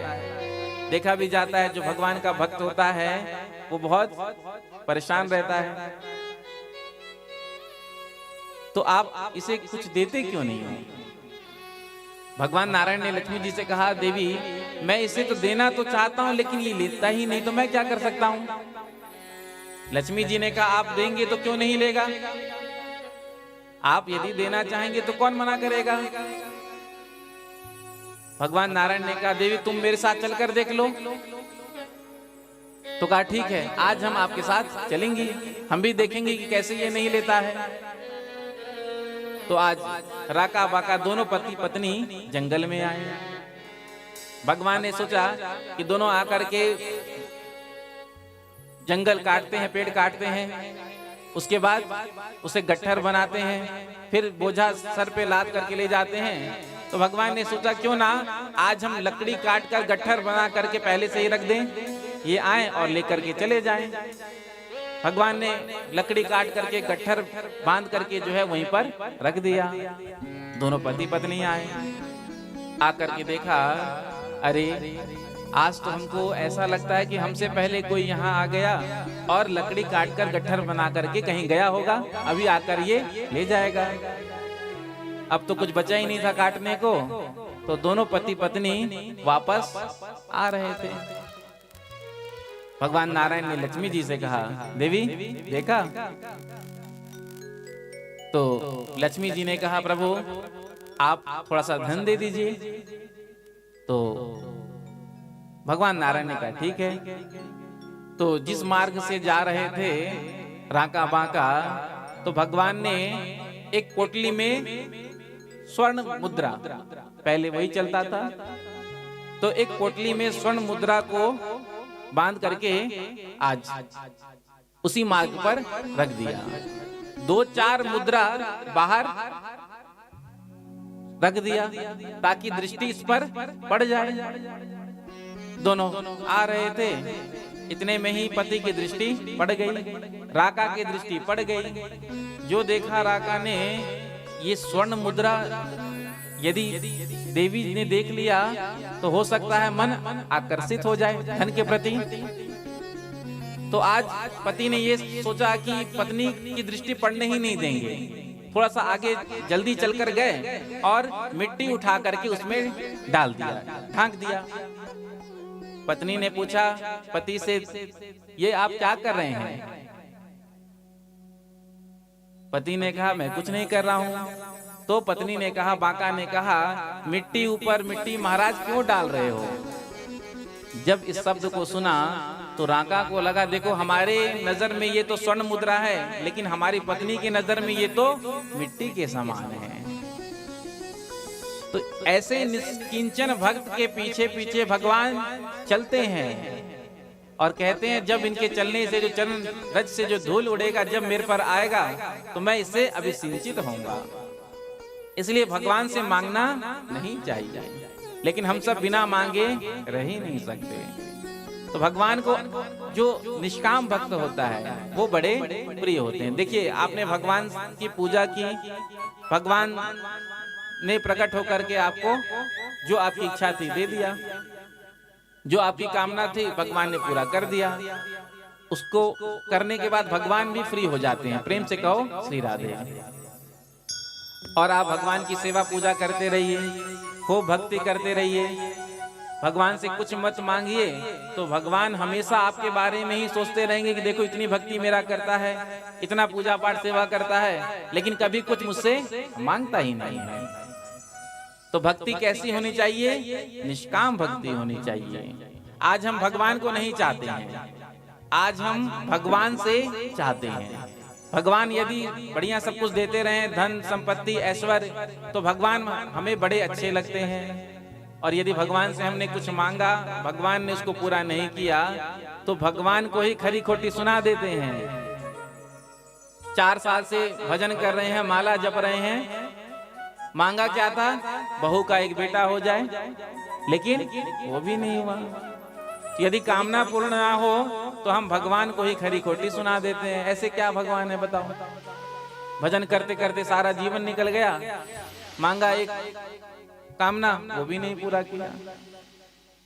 तो ऐसे भक्त भगवान को प्रिय नहीं है। भगवान तो पीछा छुड़ा लेते हैं दे करके, जो चाहिए दे दो। भगवान को कौन सा भक्त प्रिय है? जो कभी भगवान से कुछ नहीं मांगता है। तो भक्ति कैसी होनी चाहिए? निष्काम। निष्काम के साथ साथ निष्कपट होनी चाहिए। हम जितना भी साधन कर रहे हैं उसका मूल यही है कि भगवान की भक्ति हम सबके हृदय में जागृत होवे। यदि भगवान की भक्ति हमारे हृदय में जागृत नहीं हो रही, कथा सुनने के बाद, मंदिर जाने के बाद, तो हमने केवल श्रम ही किया है। श्रम एव ही केवलम, सूत जी स्पष्ट कहते।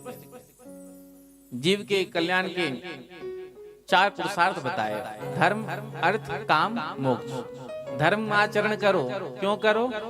मोक्ष के लिए करो। लेकिन हम लोग धर्माचरण क्यों करते हैं? अर्थ के लिए करते हैं। धर्म का हेतु अर्थ की प्राप्ति नहीं है, धर्म का हेतु है मोक्ष की प्राप्ति करना। भगवान ने यदि आपको धन दिया है, अर्थ दिया है, तो उस अर्थ से आप धर्म करिए। प्रश्न किया महाराज जीवन का हेतु क्या है?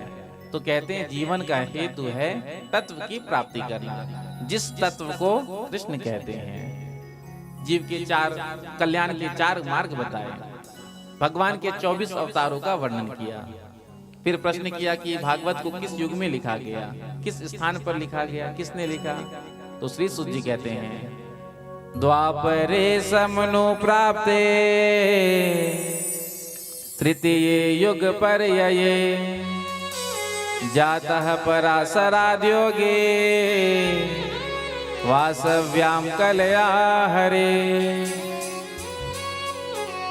द्वापर के अंत में और कलयुग के प्रारंभ में पराशर जी के यहाँ वेदव्यास जी का प्राकट्य हुआ। जिन वेदव्यास जी महाराज ने एक वेद के 4 वेद किए। 4 वेद हैं कौन कौन से? ऋग्वेद, यजुर्वेद, सामवेद और अथर्ववेद। वेद लिखने के बाद वेदव्यास जी को शांति नहीं मिला, क्योंकि वेद में तो ज्ञान का भंडार पड़ा है, लेकिन वेद के ज्ञान को समझने वाला कोई नहीं। बड़ा गूढ़ ज्ञान है, कठिन है। तो फिर पंचम वेद जिसे कहते हैं महाभारत की रचना की। 1 लाख श्लोक महाभारत में है। महाभारत जैसा ग्रंथ दूसरा है ही नहीं, इसलिए महाभारत पढ़ना चाहिए। महाभारत जिसने पढ़ लिया उसने सब पढ़ लिया। लेकिन हमारे यहाँ ऐसी भ्रांति फैला दी गई, कहने लगे कि महाभारत को घर में रखना नहीं चाहिए। क्यों? यदि हम महाभारत को घर में रखेंगे तो हमारे घर में महाभारत होगा। प्रेम से कहो श्री राधे। ऐसी ही भ्रांति लोगों के अंदर है। यदि महाभारत का जो ग्रंथ है, यदि हम उसे घर में रखेंगे तो हमारे घर में महाभारत होगा। अच्छा, हम आपसे पूछते हैं, आपके घर में महाभारत तो ग्रंथ है नहीं, तो क्या महाभारत नहीं होता? रामायण तो हर घर में विराजमान होता है, तो क्या आपके घर पर राम राज्य है? तो ग्रंथ रखना चाहिए। ये जो भ्रांति है, ये इसको अपने मन से हटाइए। महाभारत जैसा कोई ग्रंथ ही नहीं, सारा ज्ञान इसमें भरा पड़ा है। एक बार आप उसे पढ़िए, रखिए। तो महाभारत की रचना की, 1 लाख श्लोक लिख दिया, उसके बाद भी मन में शांति नहीं हुआ। फिर पुराण लिखा, एक एक करके 17 पुराणों को लिख दिया, फिर भी वेदव्यास जी के मन में शांति नहीं। तो आज अपने आश्रम में, सम्यापरास आश्रम, आप यदि गए होंगे बद्रीनाथ, तो जो सबसे आखिरी भारत का जो गांव पड़ता है माना गांव, वहीं वेदव्यास जी का गुफा है, जिसका नाम है सम्यापरास। तो सम्यापरास नामक आश्रम में बैठे हुए थे वेदव्यास जी। बड़े खिन्न मना थे और मन में ये सोच रहे थे कि मैंने इतना कुछ लिखा, फिर भी मेरे मन में संतोष नहीं, मुझे शांति नहीं मिली। तभी नारद जी का आगमन हुआ और आज नारद जी आए हैं। जब नारद जी आते हैं तो भगवान नारायण का नाम गाते हुए आते हैं। प्रेम से कहो श्री राधे। श्री राधे। तो आज नारद जी आए, देखा खिन्न मना बैठे हुए वेदव्यास जी को। तो सबसे पहले तो वेदव्यास जी ने जब नारद जी को आते हुए देखा तो आसन दिया, बिठाया, उनका पूजन किया। फिर नारद जी ने कहा, व्यास जी आप इतने चिंतातुर क्यों हैं, परेशान क्यों हैं, बात क्या है? तो वेदव्यास जी ने कहा, आप तो ब्रह्मा जी के पुत्र हैं, आप ही बता दीजिए कि मैं इतना परेशान क्यों हूँ, चिंतातुर क्यों हूँ। तो नारद जी ने कहा कि वेदव्यास जी, आपने अभी तक जितना कुछ भी लिखा है उसमें आपने खूब धर्म कर्म के बारे में वर्णन किया, लेकिन अभी तक आपने भगवान के लीलाओं का गुणगान नहीं किया। जब तक हमारी वाणी भगवान का नाम नहीं गाती तब तक ये वाणी व्यर्थ है। तो अब आप भगवान के लीलाओं का वर्णन करिए, भगवान के गुणानुवाद को गाइए। नारद जी ने अपने पूर्व जन्म के प्रसंग को सुनाया। वेदव्यास जी, पूर्व जन्म में मैं एक दासी का पुत्र था। अल्प समय में ही मेरे पिता की मृत्यु हो गई थी, तो मेरी माँ ने एक ब्राह्मण देवता के यहाँ चौका बर्तन की सेवा स्वीकार कर ली। अब वो ब्राह्मण संत सेवी, उनके यहाँ संतों का आना जाना लगा रहता है। एक बार चातुर्य मास करने के लिए संतों का समूह आया, तो मैं भी अपनी माँ के साथ जाता। जब संत कीर्तन कराते तो मैं कीर्तन करता, झूम झूम कर गाता। 4 मास तक, 4 महीने तक, जिसे चातुर्य मास कहते हैं, देवसैनी से लेकर देव उठनी तक, प्रेम से कहो श्री राधे। तो प्रायः जो संत होते हैं, महापुरुष होते हैं, 4 महीने चलना फिरना बंद कर देते, एक स्थान में रहकर भजन करते हैं। कारण क्या? वर्षा ऋतु के समय अनेक जैसे कीट है, चींटी है, और पृथ्वी से जब निकलता है पौधा, तो वो चरण के नीचे आ जाएगा तो वो समाप्त हो जाएगा। तो इस भाव को दृष्टि में रख करके संत जो है 4 महीने एक स्थान पर रह करके भजन करते हैं, जिसको कहते हैं चातुर्य मास। तो 4 महीने तक जब मैंने सत्संग किया, एक दिन संत प्रसादी पा रहे थे, तो मैंने उनसे कहा, महाराज ये जो बचा प्रसादी है इसे मैं पालूं? तो संतों का अनुमोदन मिला, मैंने उस प्रसादी को पाया। जैसे ही मैंने संत के प्रसादी को पाया तो मेरा मन निर्मल हो गया, और मेरा मन तो भगवान में ऐसा रमा कि अब मुझे संसार का तो कुछ अच्छा ही ना लगे। जब संत जाने लगे तो मैंने चरणों में गिर करके कहा, महाराज मुझे अपने साथ ले चले। तो संतों ने कहा, बेटा तुम अपनी माँ के एक ही पुत्र हो, तुम्हारी माँ ने हमारी खूब सेवा की है, यदि हम तुमको अपने साथ लेकर के चले जाएंगे तो तुम्हारी माँ हमें जीवन भर गालियां ही देगी। जिन संतों की मैंने सेवा की, एक बेटा था उसे भी लेकर चले गए।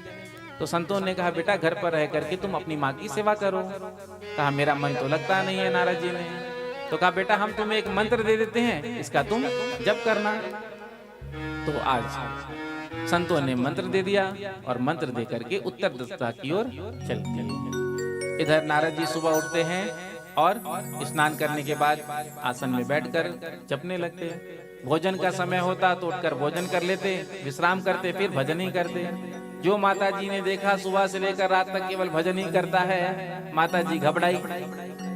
एक ही बेटा है, यदि ये भी बाबा जी बन जाएगा तो बुढ़ापे में मेरी सेवा कौन करेगा।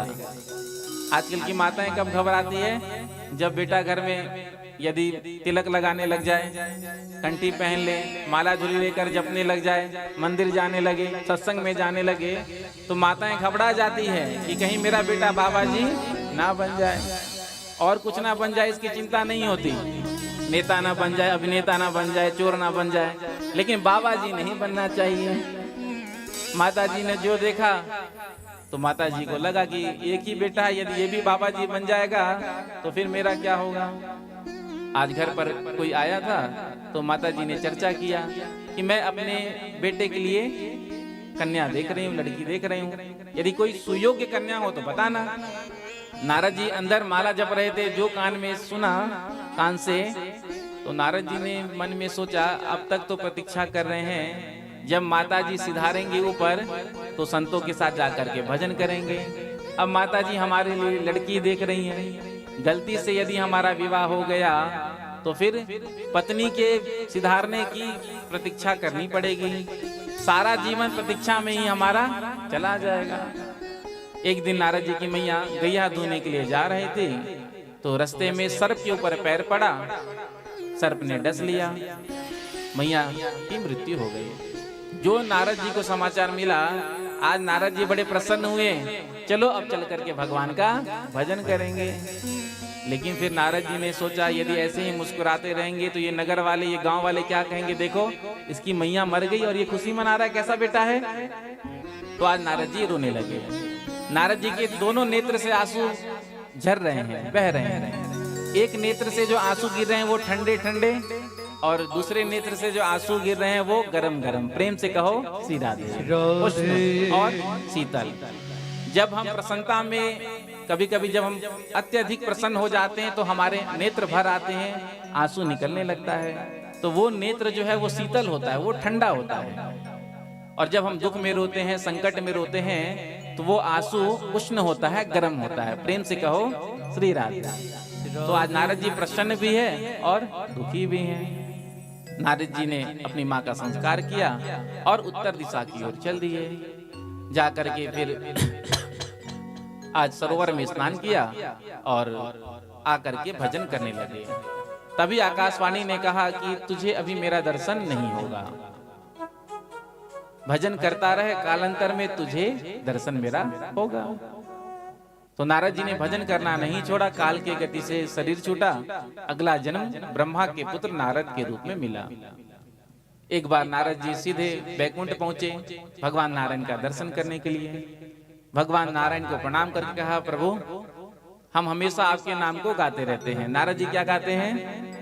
नारायण नारायण नारायण श्रीमन नारायण नारायण नारायण श्रीमन नारायण नारायण नारायण श्रीमन नारायण नारायण नारायण श्रीमन नारायण नारायण नारायण श्रीमन नारायण नारायण नारायण।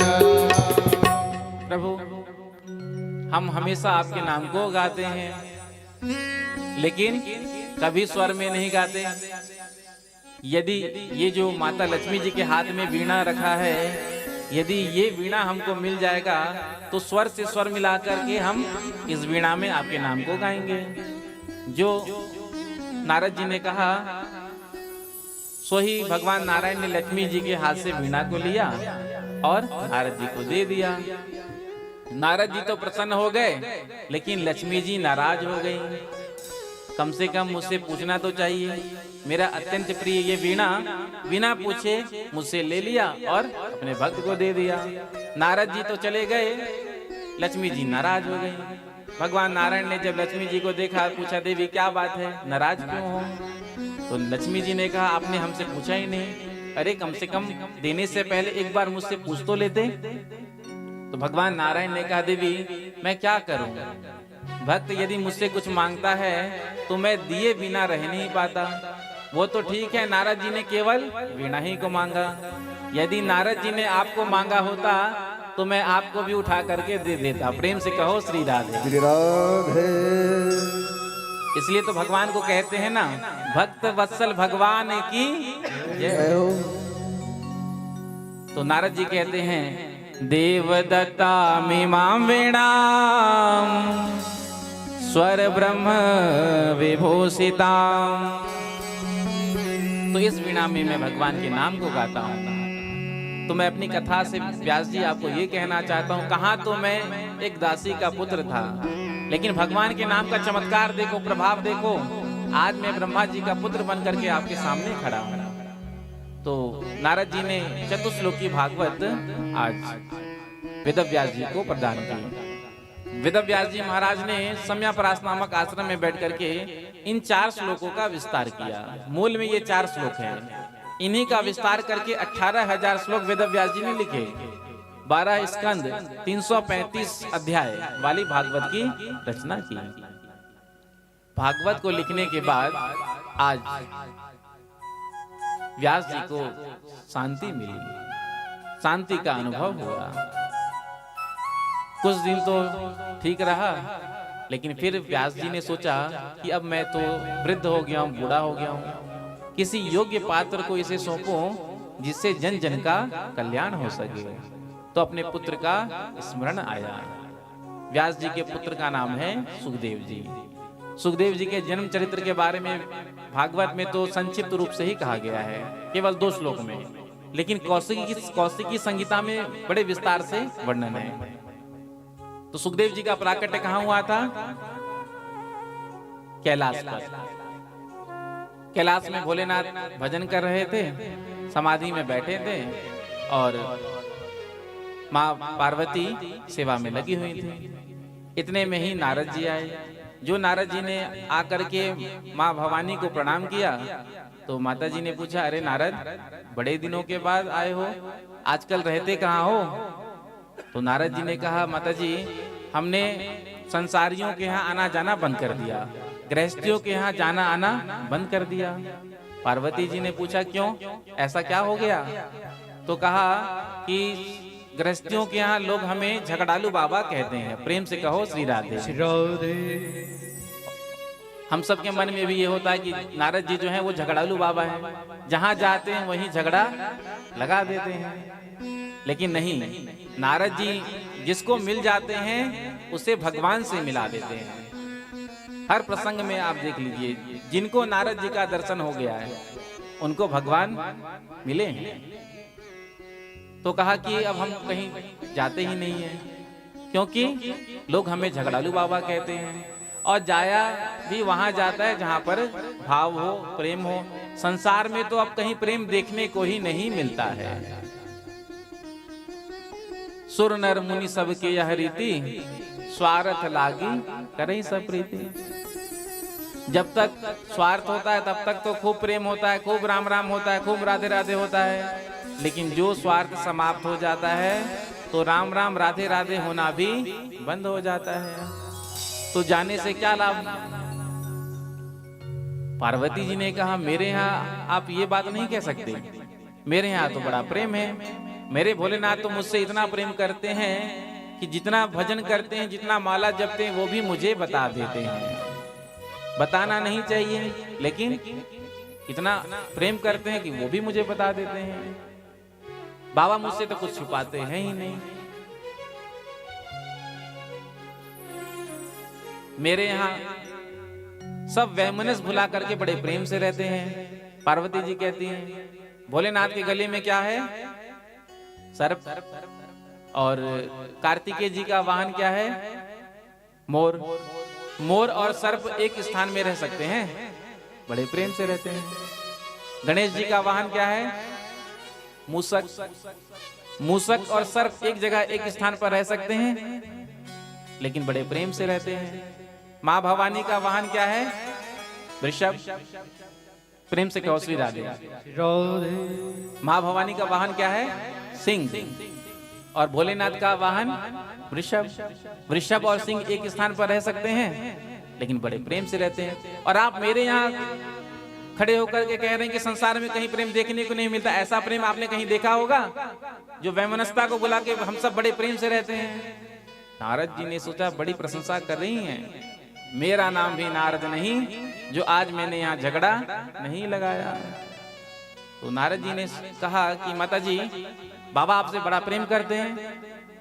पार्वती जी ने कहा, कोई शक? तो नारद जी ने कहा, नहीं नहीं, मुझे पता है आपसे बड़ा प्रेम करते होंगे। आज हम भोलेनाथ के पास ही आए थे, उनसे हमको कुछ प्रश्न करना था। तो आपको तो सब पता ही होगा, बाबा आपसे कुछ छिपाते नहीं है, तो आपसे ही हम प्रश्न कर लेते हैं, आप उत्तर दे दीजिए। पार्वती जी ने कहा, भोलेनाथ को जो पता होगा वो मुझे भी पता है, क्या प्रश्न है, पूछो। तो नारद जी ने कहा, भगवान भोलेनाथ के जो गले में मुंडों की माला है, इसमें मुंड किसके लगे हैं, यही आज हम पूछने के लिए आए थे। बाबा तो समाधि में बैठे हैं, आप ये बता दीजिए। अब पार्वती जी ने जब सुना तो पार्वती जी ने अपने दिमाग पर थोड़ा जोर लगाया। 1 घंटा हो गया, लेकिन ना तो कभी भोलेनाथ से पार्वती जी ने पूछा, ना बाबा ने कभी बताया। 2 घंटा हो गया, इतने में ही ताली बजा करके नारद जी ने कहा, देख लिया प्रेम, केवल कहने का ही प्रेम। यदि बाबा भोलेनाथ आपसे सच्चा प्रेम करते तो आपको जरूर बताते कि जो अपने गले में मुंडों की माला वो धारण करते हैं, उसमें मुंड किसके लगे हैं। अब तो इतने में ही भोलेनाथ की समाधि खुल गई। बम भोले जो नारद जी के कान में पड़ा, तो नारद जी ने सोचा कि भोलेनाथ समाधि से अब उठ गए हैं, अब हम यहाँ से खिसकते हैं। जाते जाते भोलेनाथ को प्रणाम किया और कहा कि माता जी आपको बुला रही हैं, प्रेम से कहो श्री राधे। भोलेनाथ आए और आकर के भोलेनाथ ने जब देखा पार्वती जी को, तो आज पार्वती जी का चेहरा उदास था, मुंह लटका हुआ था।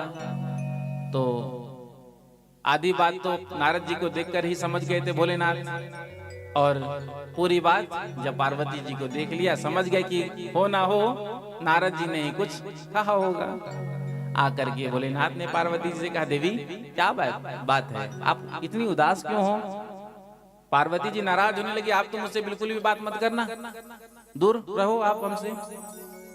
भोलेनाथ ने कहा, देवी बात क्या है? तो पार्वती जी ने कहा, आप हमसे प्रेम नहीं करते। भोलेनाथ ने कहा, देवी हम तुमसे प्रेम नहीं करते, ऐसा तुमसे किसने कह दिया?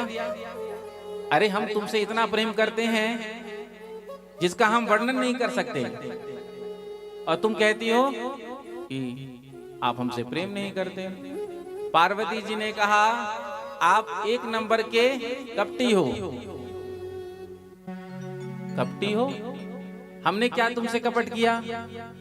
तो पार्वती जी ने कहा कि हमने आपकी कितनी सेवा की बताइए, कितनी सेवा आपकी की हमने, लेकिन आपने आज तक हमको ये नहीं बताया कि जो आप गले में मुंडों की माला धारण करते हैं, इसमें मुंड किसके लगे हैं? आपकी सेवा करते करते, आपके भांग निकालते निकालते हमारे हाथों में देखो छाले पड़ गए, फिर भी आपने हमको ये नहीं बताया। हम इतना आपसे प्रेम करती हैं, लेकिन आप हमसे प्रेम करते ही नहीं हैं।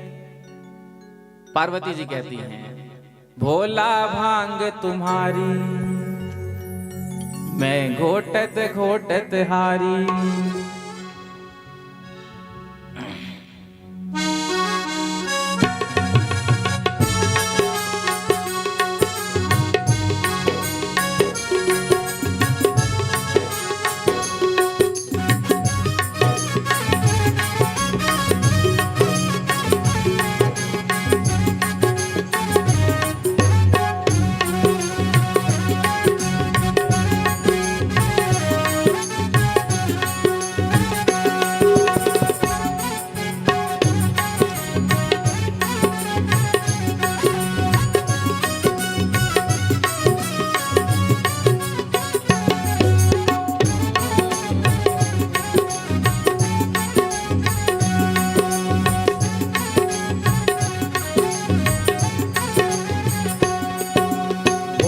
भांग तुम्हारे मैं घोटत घोटत हारे।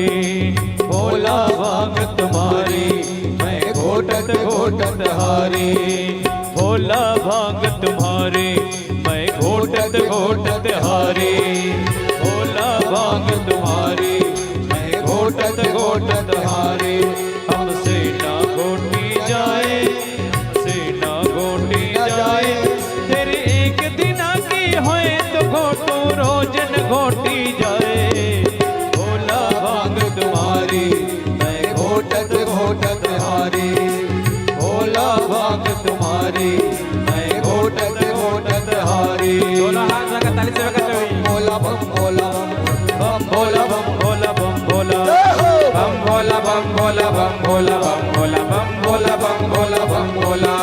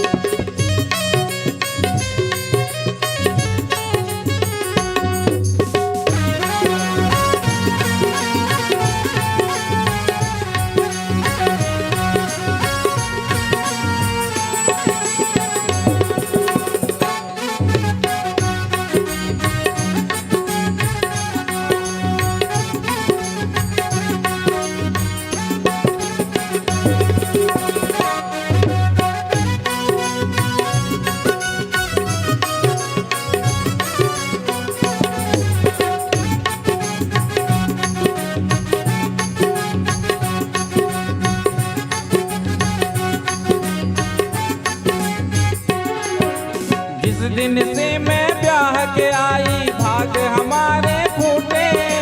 जिस दिन से मैं ब्याह के आई भाग हमारे फूटे। राम करे ऐसा हो जाए ये सिलबट्टा टूटे, हाँ टूटे, हाँ टूटे।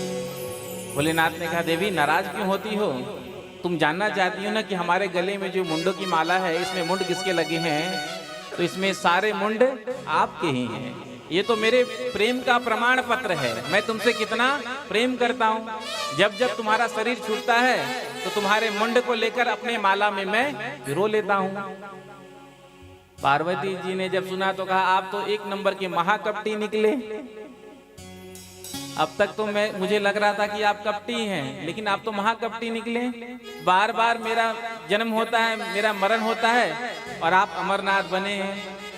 यदि आप हमसे सच्चा प्यार करते होते, सच्चा प्रेम करते होते तो हमको भी वो अमर कथा सुनाए होते, जिसको सुनकर हम भी अमर हो जाते। ये जो जन्म मरण का चक्कर था वो छूट जाता। तो भोलेनाथ ने कहा देवी कभी ऐसा कोई अवसर नहीं आया, आज तुम पूछ रही हो तो हम तुम्हें अमर कथा सुनाते हैं। लेकिन ये अमर कथा बहुत ही पवित्र कथा है, ये कथा कोई और सुन नहीं सके, क्योंकि जो इस कथा का श्रवण करता है वो अमर हो जाता है। इसलिए जाओ देख कर आओ कैलाश में कोई है तो नहीं। जाकर चारों तरफ देखा, वहां कोई था नहीं। एक सुक का अंडा, तोते का अंडा जो विगलित था, टूटा हुआ था। तो कथा सुनाने से पहले भोलेनाथ ने कहा देवी देखो जब हम कथा सुनाते हैं तो हम समाधि में चले जाते हैं आंख बंद करके।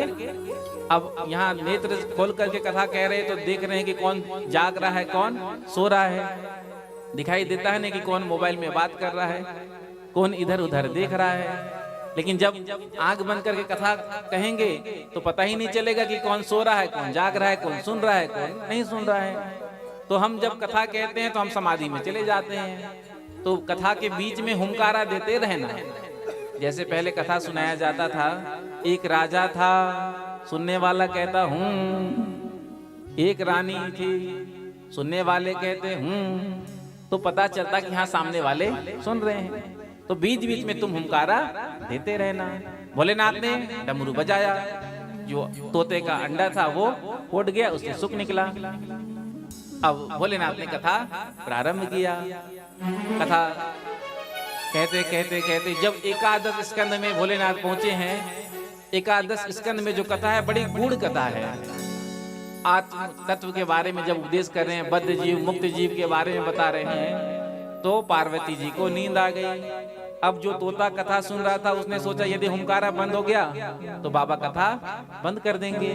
तो जैसे ही पार्वती जी ने हुंकारा देना बंद किया तो उस सुख ने हुंकारा देना शुरू कर दिया। होम होम होम, कथा विश्राम हुई। भोलेनाथ ने जयकारा लगाई, बोलो भागवत भगवान की जय हो। जैसे ही जयकारा लगाया भोलेनाथ ने, इतने में ही पार्वती जी की निद्रा भंग हो गई, टूट गई और कहा महाराज आप क्या कह रहे थे बद्ध जीव के बारे में? भोलेनाथ ने कहा देवी ये तुम क्या कह रही हो? तो पार्वती जी ने कहा महाराज मुझे नींद आ गई थी। भोलेनाथ ने कहा नींद तुम्हें आ गई, तुम सो गई तो फिर हुंकारा किसने दिया? यहाँ तो कोई और नहीं। भोलेनाथ ने घुमा कर नजर देखा तो वो सुख तोते का छोटा सा बच्चा हुंकारा दे रहा था। भगवान ने जब देखा उसको तो आज क्रोध आया, इसने चोरी से हमारी कथा को सुना है, हम इसे आज जीवित नहीं छोड़ेंगे। भगवान भोलेनाथ क्रोध में आकर के आज अपना त्रिशूल लिया और सुख को मारने के लिए दौड़े। वो सुख उड़ता हुआ आया और वेदव्यास जी की पत्नी बटिका के मुखद्वार के द्वारा प्रवेश करके उधर में जाकर स्थित हो गया।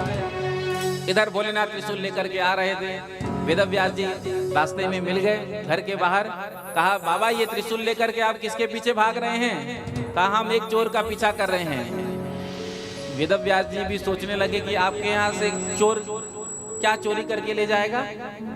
लक्ष्मी नारायण जी का मंदिर होगा तो आभूषण होगा, लेकिन आपका तो आभूषण भी सर्प और बिच्छू आदि हैं। तो भोलेनाथ के यहाँ तो ऐसा कोई वस्तु है ही नहीं जिसे चोर चुरा कर ले जाए। शमशान में रहते हैं, मुंडों की माला पहनते हैं, सर्प का आभूषण है, तो आपके यहाँ से चोर ने क्या चुराया?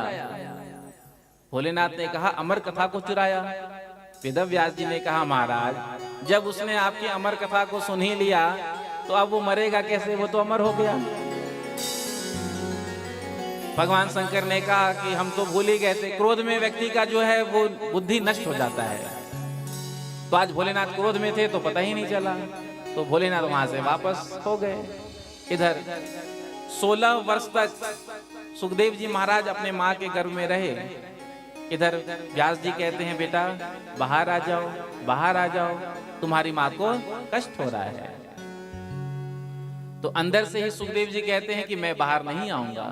क्यों? क्योंकि यदि मैं बाहर आऊंगा तो मुझे भगवान की माया पकड़ लेगी, और ये जो माया है वो बड़ी बलवती है।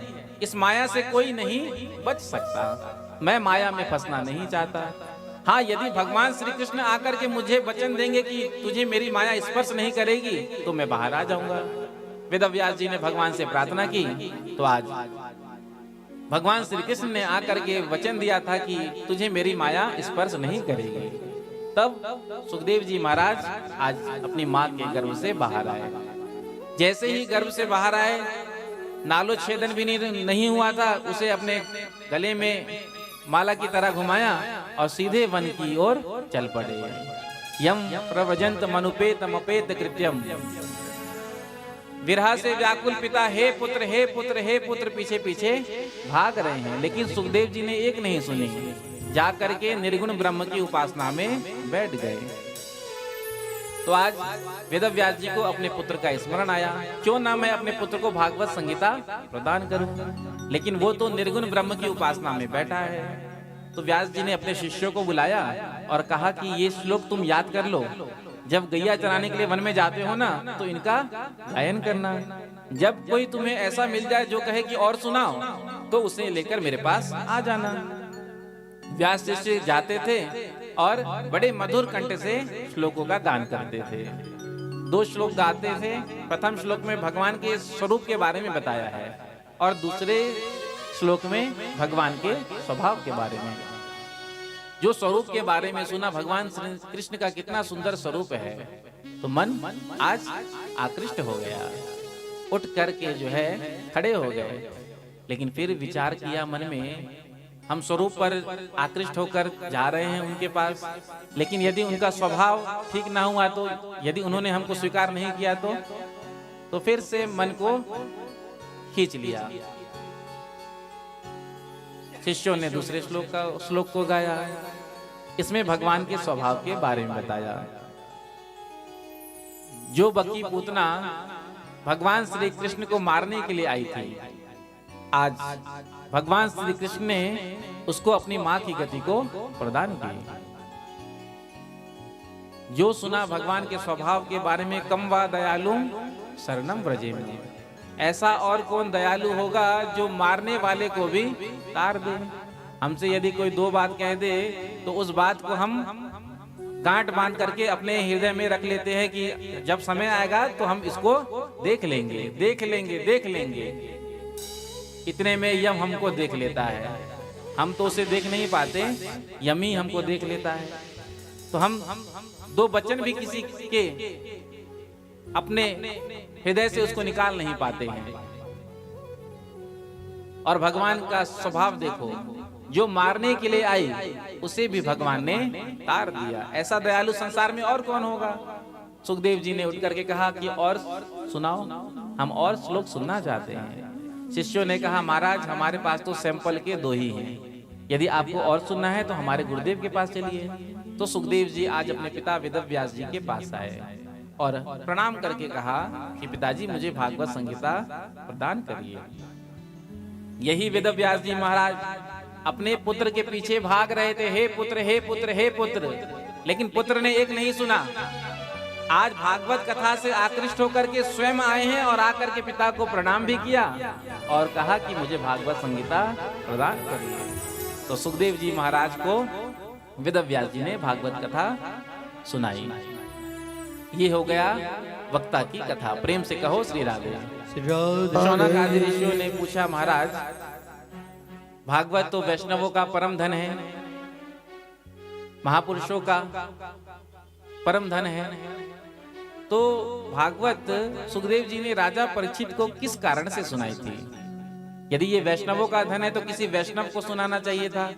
राजा महाराजाओं का जीवन तो वैसे भी रजोगुण और तमोगुण प्रधान होता है, तो सुखदेव जी ने राजा परीक्षित को कथा क्यों सुनाई। तो सूत जी कहते हैं ले चलते हैं महाभारत की ओर। क्योंकि जहां से महाभारत का विश्राम होता है वहीं से भागवत का प्रारंभ होता है। यदा मृधे कौरव संजयानाम वीरेश्वतो वीर गतिम गतेषु वृकोदरा वेद गदाभिमर्श भग्नो रुदंडे धृतराष्ट्रपुत्रे। शिवरंज में जब महाभारत युद्ध होते होते अंतिम युद्ध हुआ था दुर्योधन और भीमसेन के मध्य। आज भीमसेन के गदा के प्रहार से दुर्योधन का उरुदंड जो है टूट चुका था और मरणासन अवस्था में युद्ध भूमि में पड़ा हुआ था। तभी द्रोणाचार्य जी का पुत्र अश्वत्थामा वहां आया। जो इस दृश्य को देखा तो आज अश्वत्थामा ने दुर्योधन को देख करके कहा, महाराज मैंने आपका वो वैभव देखा लेकिन आज आप इस दशा में पड़े हैं। यदि आपने मुझे अपनी सेना का सेनापति बनाया होता तो आज आपकी ये दशा नहीं होती। आपने जिनको भी अपनी सेना का सेनापति बनाया वो मन से पांडवों का हित चाहते थे। चाहे पितामह भीष्म हो, चाहे हमारे पिता द्रोणाचार्य जी, लड़ तो रहे थे ये कौरव के पक्ष से, लेकिन मन से चाहते थे पांडव विजयश्री को प्राप्त करें। यदि आपने मुझे अपनी सेना का सेनापति बनाया होता तो आज महाभारत युद्ध आप जीत गए होते। दुर्योधन ने कहा, अश्वत्थामा देख, हम 100 भाई थे, 100 के 100 मर गए। मुझे इस बात का दुख नहीं है। मुझे दुख इस बात का है, पांडव 5 भाई थे, 5 में से एक की भी मृत्यु नहीं हुई। यदि एक की भी मृत्यु हो जाती तो चित्त को थोड़ा संतोष होता, शांति मिलता है। अश्वत्थामा ने कहा, महाराज आप एक की बात करते हैं, अभी आप आज्ञा करिए, मैं 5 पांडवों का सिर काट करके आपके सामने लाकर प्रस्तुत कर दूंगा। दुर्योधन ने कहा, यदि तूने ऐसा कर दिया तो मैं अपना सारा राज्य तुझे दे दूंगा। और आज अपने रक्त से दुर्योधन ने अश्वत्थामा के मस्तक पर तिलक किया। एक क्षत्रिय अपने रक्त से ब्राह्मण के मस्तक पर जब तिलक करेगा तो ब्राह्मण की बुद्धि क्या होगी? भ्रष्ट हो जाएगी। क्योंकि तिलक किससे किया जाता है? रौली से, चंदन से, कुमकुम से। रक्त का तिलक थोड़ी किया जाता है। जैसे ही दुर्योधन ने अश्वत्थामा का तिलक किया रक्त से, बुद्धि भ्रष्ट हो गई। और आज अश्वत्थामा दुर्योधन को कह करके निकला, महाराज मैं 5 पांडव का सिर काट करके आपके सामने ला करके रखूंगा। अश्वत्थामा ये कहकर निकल तो गया, लेकिन मन में सोचने लगा, मैंने कह तो दिया, लेकिन मैं पांडवों को युद्ध में कैसे जीतूंगा, क्योंकि पांडव तो बड़े बलशाली हैं। तो रात्रि में एक वृक्ष के नीचे लेटा हुआ था और सोच रहा था कि मैं पांडवों को कैसे मारूं, कैसे सर काटूं उनका। तभी अश्वत्थामा ने क्या देखा, जिस वृक्ष के नीचे लेटा हुआ था उस वृक्ष के ऊपर कुछ कौवे सो रहे थे। तभी रात्रि में एक उल्लू उड़ता हुआ आया और उस उल्लू ने सभी कौवों को मार दिया। उल्लू को रात्रि में दिखाई देता है और ये ढूंढ ढूंढ कर कौवों को मारता है। पंचतंत्र में कहानी है। जो इस दृश्य को देखा, काग उलूक न्याय। अश्वत्थामा ने सोचा, क्यों ना मैं सोते हुए पांडवों को मार दूं। उस समय तो उनके पास अस्त्र शस्त्र भी नहीं होगा, युद्ध में जीतना तो असंभव है। तो आज अश्वत्थामा ने सोचा, मैं सोते हुए पांडवों को मार दूंगा। वहां से अश्वत्थामा निकल पड़ा। इधर भगवान श्री कृष्ण आए, पांडव 5 सो रहे थे अपने सैया पर। भगवान ने आकर के कहा, देखो आज हमने महाभारत युद्ध जीता है, तो चल करके हम सब उत्सव मनाएंगे, सेलिब्रेट करेंगे। तो 5 पांडव भगवान के साथ चल दिए। तो उन 5 सुनी सैया में पांडव पुत्र जो द्रौपदी जी से उत्पन्न थे, देखने में बिल्कुल पांडव की तरह लगते थे, आकर सो गए। रात्रि में अश्वत्थामा आया और आकर के आज 5 पांडव के पुत्र जो सो रहे थे, अपने तलवार के द्वारा सबका सर अलग कर दिया धड़ से। एक थैले में 5 के सिर को रखा और दौड़ता हुआ आया दुर्योधन के पास और कहा, महाराज आप कहते थे ना देखिए मैंने पांचों पांडवों को मार दिया। दुर्योधन ने कहा ला मुझे भीम सेन का सिर दिखा।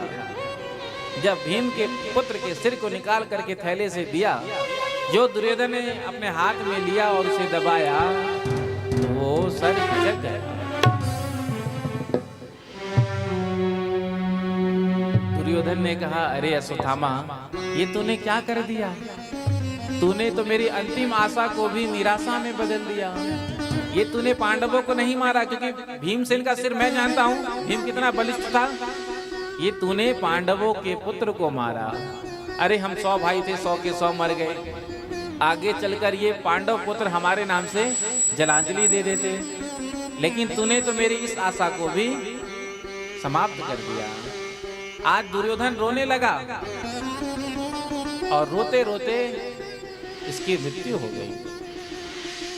अश्वत्थामा ने सोचा यदि पांडव जीवित हैं तो अब मुझे वो छोड़ेंगे नहीं। इधर प्रातः काल द्रौपदी जी अपने पुत्रों को जगाने के लिए जब शिविर में जा रही है तो क्या देखती है? रक्त की धार बहती हुई आ रही है। जो अंदर प्रवेश किया तो पांचों पुत्र के केवल धड़ पड़े, एक का भी सिर नहीं। माता शिशुनाम निधनम सुतानाम निशम्य घोरम परितप्यमाना। जो देखा आज चीख निकल गया मुख से, जिसको सुन करके अर्जुन आए हैं। अर्जुन ने आकर के देखा पांचों पुत्र के केवल धड़ हैं, एक के भी सिर नहीं है।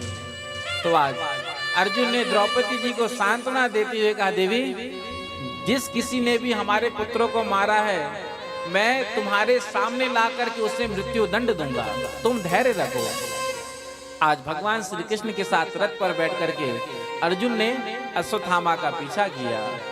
जो अश्वत्थामा ने अर्जुन को अपने पीछे आते हुए देखा तो अब लगा कि मैं बचूंगा नहीं, तो अश्वत्थामा ने ब्रह्मास्त्र को छोड़ दिया।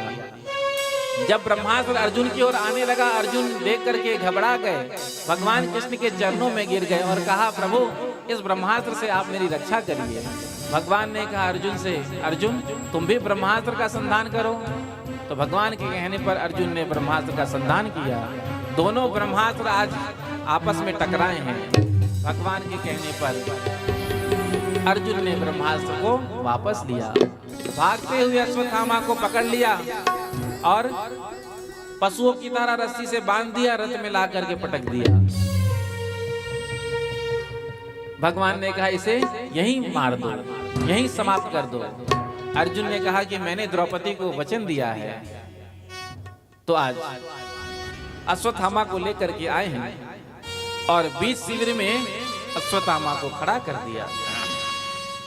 जो द्रौपदी जी ने अश्वत्थामा को पशुओं की तरह बंधे हुए देखा और अश्वत्थामा का मुख भी आज नीचे था, क्योंकि कर्म ही इतना जुगुप्सित किया है कि किसी से नेत्र मिला नहीं सकता। द्रौपदी जी ने देखा अश्वत्थामा को बंधन में बंधे हुए, तो आज आ करके उस बंधन को खोलने लगी। उवाच चास हन्त्यस्य बंधनाननं सती मुच्यता में स ब्राह्मणो नितराम गुरु। द्रौपदी जी कहते हैं छोड़ दो। अर्जुन ने कहा देवी भूल गई, इसी ने हमारे पांचों पुत्रों को मारा है, वो भी सोते हुए पुत्रों को। अरे सोते हुए प्राणी को कोई मारता है क्या? कोई धर्मवेत्ता पुरुष किसी पागल को, मतवाले को, सोते हुए को कभी नहीं मारेगा, लेकिन इसने हमारे सोते हुए पुत्र को मार दिया। और तुम कह रही हो कि छोड़ दो, तुम दया दिखा रही हो। द्रौपदी जी ने कहा दया मुझे इस पर नहीं आ रही है, दया मुझे इसकी मां पर आ रही है। मेरे 5 पुत्र मर गए तो क्या हुआ, अभी भी मुझे 5 पतियों का अवलंबन प्राप्त है, लेकिन यदि आपने इसे मार दिया तो मां कृपी का क्या होगा, जो अपने पुत्र का सहारा लिए बैठी है। क्या आप भूल गए गुरुदेव भगवान के उपकारों को, जिन गुरुदेव भगवान ने धनुर्वेद के वो रहस्य आपको प्रदान किए जो अपने पुत्र तक को नहीं किया। अश्वत्थामा को ब्रह्मास्त्र चलाना तो सिखाया, लेकिन ब्रह्मास्त्र को वापस लौटाना नहीं सिखाया। लेकिन अर्जुन को ब्रह्मास्त्र चलाना भी सिखाया और वापस लौटाना भी सिखाया। क्या भूल गए आप गुरुदेव भगवान की कृपा को? आज वो गुरुदेव ही तो पुत्र के रूप में सामने खड़े हैं, क्योंकि वेद भगवान कहते हैं पिता की आत्मा ही पुत्र के रूप में प्रकट होता है।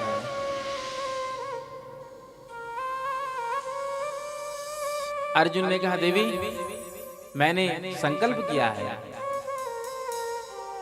दुर्योधन के मरने के बाद जब युधिष्ठिर जी को पता चला तो युधिष्ठिर जी ने सोचा कि जो हो, दुर्योधन की प्रेरणा से ही अश्वत्थामा ने ऐसा काम किया, लेकिन ब्राह्मण है, गुरु पुत्र है, तो इसे छोड़ दिया जाए। युधिष्ठिर जी महाराज ने कहा। युधिष्ठिर जी ने जब कहा तो भीमसेन ने कहा, अर्जुन भले तुम इसे छोड़ दो, मैं छोड़ने वाला नहीं हूं। अब भगवान श्री कृष्ण खड़े थे। भगवान से अर्जुन ने पूछा, प्रभु आप खड़े हैं, आप कुछ अपना मंतव्य बताइए कि हमको क्या करना चाहिए। तो भगवान ने कहा, देखो शास्त्र में प्रमाण है क्या करना चाहिए क्या नहीं करना चाहिए। तस्मात् शास्त्रम प्रमाणम ते कार्या कार्य व्यवस्थित हो। क्या करना चाहिए क्या नहीं करना चाहिए ये शास्त्रों में वर्णन है। अर्जुन ने पूछा, महाराज आपके शास्त्र में क्या लिखा है, पढ़कर बताइए। तो भगवान ने कहा, ब्रह्म बंधुर्न हन्तव्य आततायी वधारण। ब्राह्मण कैसा भी क्यों ना हो, कितना भी बड़ा अपराधी क्यों ना हो, उसे मृत्यु दंड देना नहीं चाहिए। ब्रह्म बंधुर्न हन्तव्य।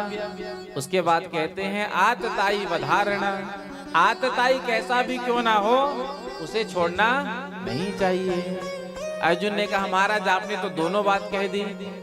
अश्वत्थामा ब्राह्मण भी है और आततायी भी है। तभी अर्जुन को गीता का सूत्र याद आया। गीता में भगवान ने कहा था, संभावितस्य चाकीर्ति मरणादति रिच्यते। सम्मानित व्यक्ति का अपमान मृत्यु के समान है। कोई सम्मानित व्यक्ति है, यदि समाज में उसका अपमान कर दिया जाए तो जब जब उस अपमान को याद करेगा तब तब वो मरेगा। आपने किसी को गोली से मार दिया तो एक बार मर गया। अश्वत्थामा ने तलवार से काट दिया, एक बार में मर गया। लेकिन यदि आपने बीच चौराहे पर किसी सम्मानित पुरुष का, किसी व्यक्ति का आपने अपमान कर दिया तो जब जब वो अपने अपमान को याद करेगा तब तब वो करोड़ों मृत्यु मरेगा। तो आज अश्वत्थामा के मस्तक पर जो मणि था तलवार से निकाला, धक्के मार करके वहां से भगा दिया। अश्वत्थामा ने आज मन में विचार किया कि इन्होंने मेरा इतना बड़ा अपमान किया, मैं इनके वंश में पानी देने वाला भी नहीं छोड़ूंगा। तो पुनः ब्रह्मास्त्र को छोड़ा, उत्तरा के गर्भ में। अभिमन्यु की पत्नी उत्तरा, अभिमन्यु तो वीर गति को प्राप्त हो गए, उत्तरा गर्भवती थी। तो आज अश्वत्थामा ने कहा कि मैं पांडव वंश में कोई पानी देने वाला भी नहीं छोड़ूंगा। तो उस गर्भ को नष्ट करने के लिए ब्रह्मास्त्र को छोड़ा। इधर भगवान विदा ले रहे थे, इतने में ही आज देवी उत्तरा आकर भगवान के चरणों में गिर गई और प्रार्थना करने लगी, पाहि पाहि महायोगिन देव देव जगतपते नान्यम त्वद्भयं पश्ये यत्र मृत्यो परस्परम पाहि माम पाहि माम। भगवान ने जब देखा, देवी उत्तरा को पूछा, बेटी क्या बात है? तो कहा, ये लोहे का बाण मेरी ओर आ रहा है और आज ये मुझे समाप्त कर देगा। मुझे अपने प्राणों की तनिक भी चिंता नहीं है। क्यों? क्योंकि वैधव जीवन वैसे भी भारभूत है, लेकिन यदि मेरे गर्भ में जो बालक है, यदि आज इसे कुछ हो गया तो लोग क्या कहेंगे? जिस वंश की रक्षा भगवान श्री कृष्ण ने करी, उस वंश में कोई पानी देने वाला शेष नहीं बचा। तो आप मेरे गर्भ की रक्षा करें। अब गर्भ की रक्षा तो तभी होगी जब माँ की रक्षा होगी। भगवान ने आज अंगुष्ठ बराबर अपना रूप बनाया और उत्तरा के मुखद्वार द्वारा उदर में प्रविष्ट किए और जाकर के अंदर जो ब्रह्मास्त्र का तेज था उसको भगवान ने शांत किया। धन्य है भगवती उत्तरा, जिसके गर्भ में आज भक्त और भगवान एक साथ विराजमान है। भारत भूमि धन्य है, जहां पर माताओं ने अपने गर्भ में भगवान को धारण किया रामकृष्ण के रूप में।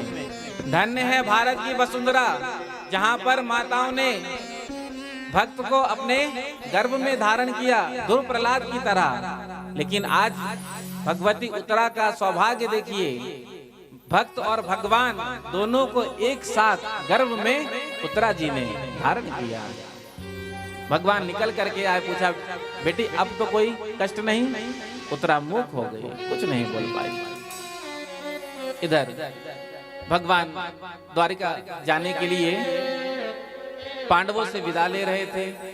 इतने में ही आकर के भगवान की बुआ कुंती सामने खड़ी हो गई और कहा कि अभी अभी आपने हमारे वंशधर की रक्षा की और आपको किसी ने धन्यवाद तक नहीं दिया।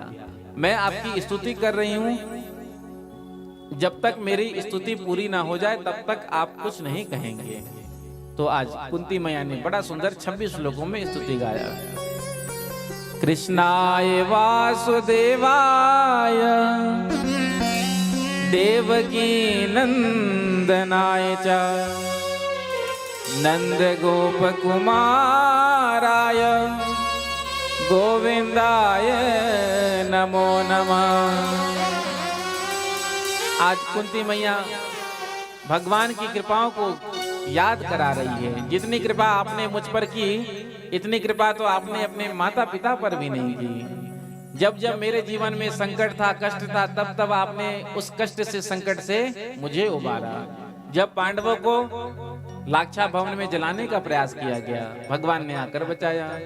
भीमसेन को मारने के लिए लड्डू में विष मिलाकर के दिया गया, लेकिन भगवान ने रक्षा की। तो मैं आज आपसे कुछ मांगना चाहती हूँ। भगवान ने कहा बुआ जी, मैं तो कब से चाहता हूँ कि आप मुझसे कुछ मांगे, बताइए मैं आपको क्या दूं। तो कुंती मैया कहती है, विपदा संतु न सस्वत तत्र तत्र जगत गुरो भवतो दर्शनम यस्यात् अपुनर्भव दर्शनम। संसार का जितना भी दुख है, जितना भी संकट है, आप मेरी झोली में दे दीजिए, मेरे जीवन में दे दीजिए।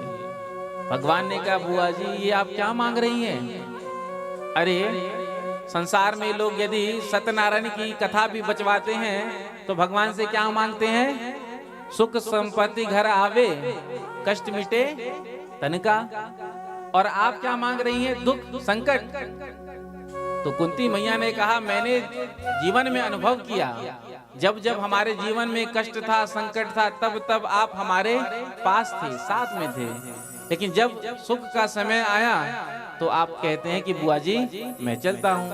यदि विपत्ति में ही आपका दर्शन होता है तो मैं आज वो विपत्ति को आपसे मांगती हूँ।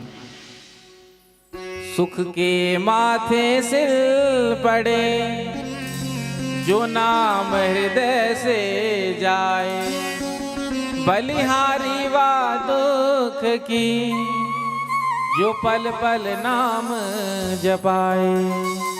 जब सुख का समय आता है जीवन में तो सबसे पहले जीव किसको भूलता है? भगवान को। और जब दुख का समय आता है तो सबसे पहले किसको याद करता है? भगवान को। जितना बड़ा दुख होता है, जितना बड़ा संकट होता है, उतनी ही तीव्र गति से भजन होता है, साधना होता है।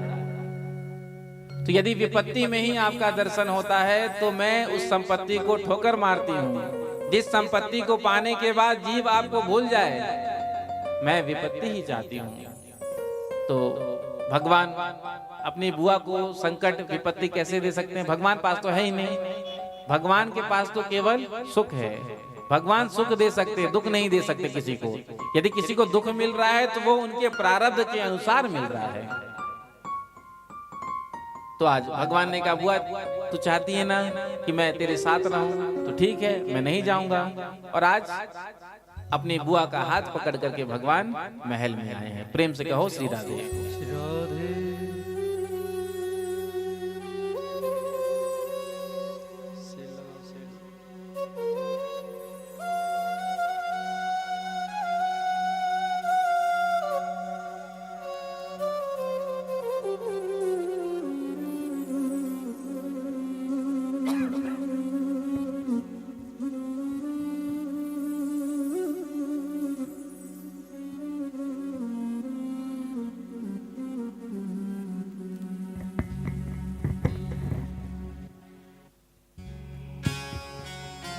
प्रेम से कहो श्री राधे।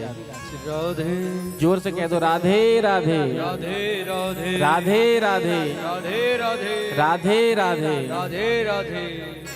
तो युधिष्ठिर जी को मोह हो गया था, तो युधिष्ठिर जी के मोह को नष्ट करने के लिए सभी पांडवों को लेकर के भगवान श्री कृष्ण कुरुक्षेत्र की भूमि में आए थे, जहां पर 52 दिनों से बाणों की सैया में पितामह भीष्म लेटे हुए थे और पितामह भीष्म हर श्वास में भगवान के नाम को ही गा रहे थे।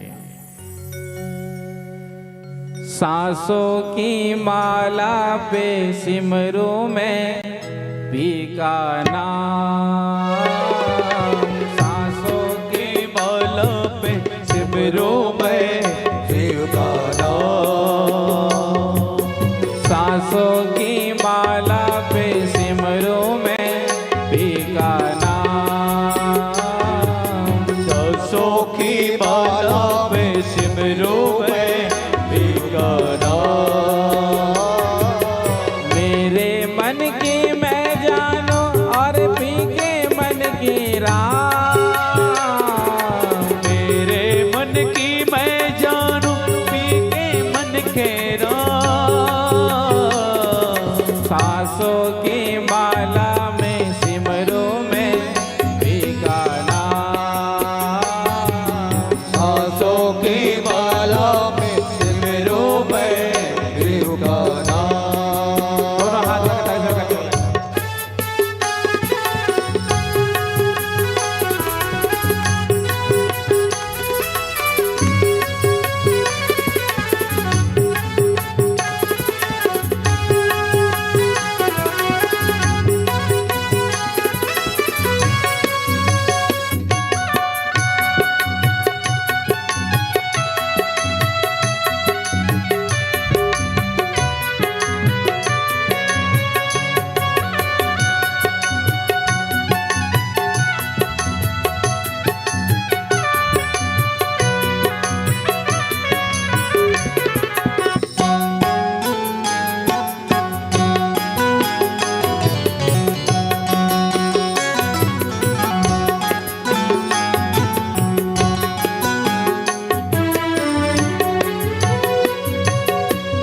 प्रेम के रंग में ऐसी डूबी, प्रेम के रंग में ऐसी डूबी, प्रेम के रंग में ऐसी डूबी, प्रेम के रंग में ऐसी डूबी।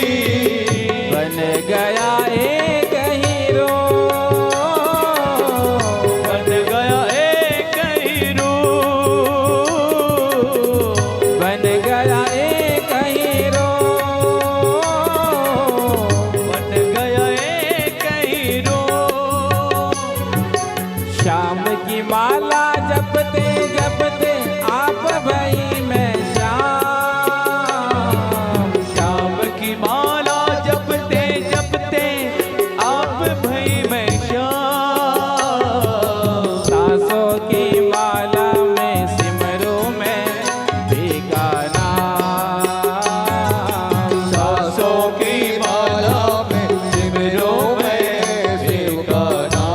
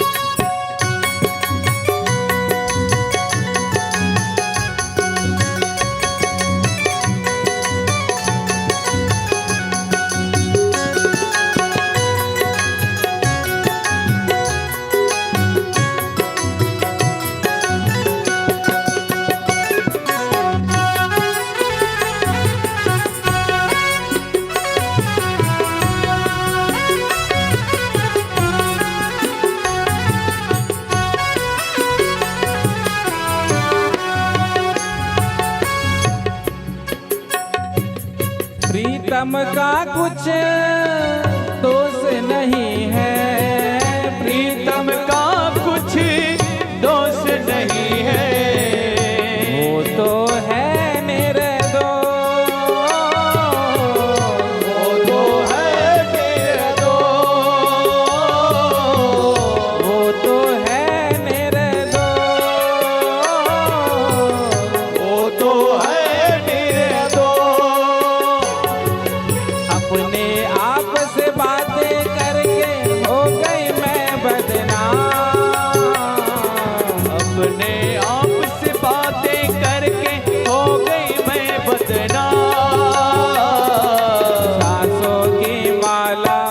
सिमरो मैं पीका नाम। सांसों की माला पे सिमरो मैं पीका नाम। कि हर साथ सराखों से सजा रखी है, कि हर साथ सराखों से सजा रखी है, बात ये दुनिया से छिपा रखी है। न जाने किस गली से आ जाए प्यारे मेरा, हर गली फूलों से सजा रखी है। प्रेम पियाला जब से पिया है, प्रेम पियाला जब से पिया है। देखो ऐसे नहीं, दोनों हाथ पकड़ ताली सेवा करते हुए मेरे साथ गाते हुए। प्रेम पियाला जब से पिया है, प्रेम पियाला जब से पिया है। दिल का है ये हाल, दिल का है ये हाल, दिल का है ये हाल, दिल का है ये हाल। अंगारों पे नींद आ जाए, कांटों पे आराम, अंगारों पे नींद आ जाए, कांटों पे आराम। सांसों की माला पे सिमरो मैं पीका नाम। सांसों की माला पे सिमरो मैं पीका नाम। मेरे मन के मैं जानू और पी के मन की राम। मेरे मन की मैं जानू और पी के मन के राम। सांसों की माला में सिमरो मैं पीका नाम। सांसों की माला पे सिमरो मैं पीका नाम। सांसों की माला पे सिमरो मैं सीताराम। सांसों की माला पे सिमरो मैं पीका नाम। सांसों की माला पे सिमरो मैं राधे श्याम।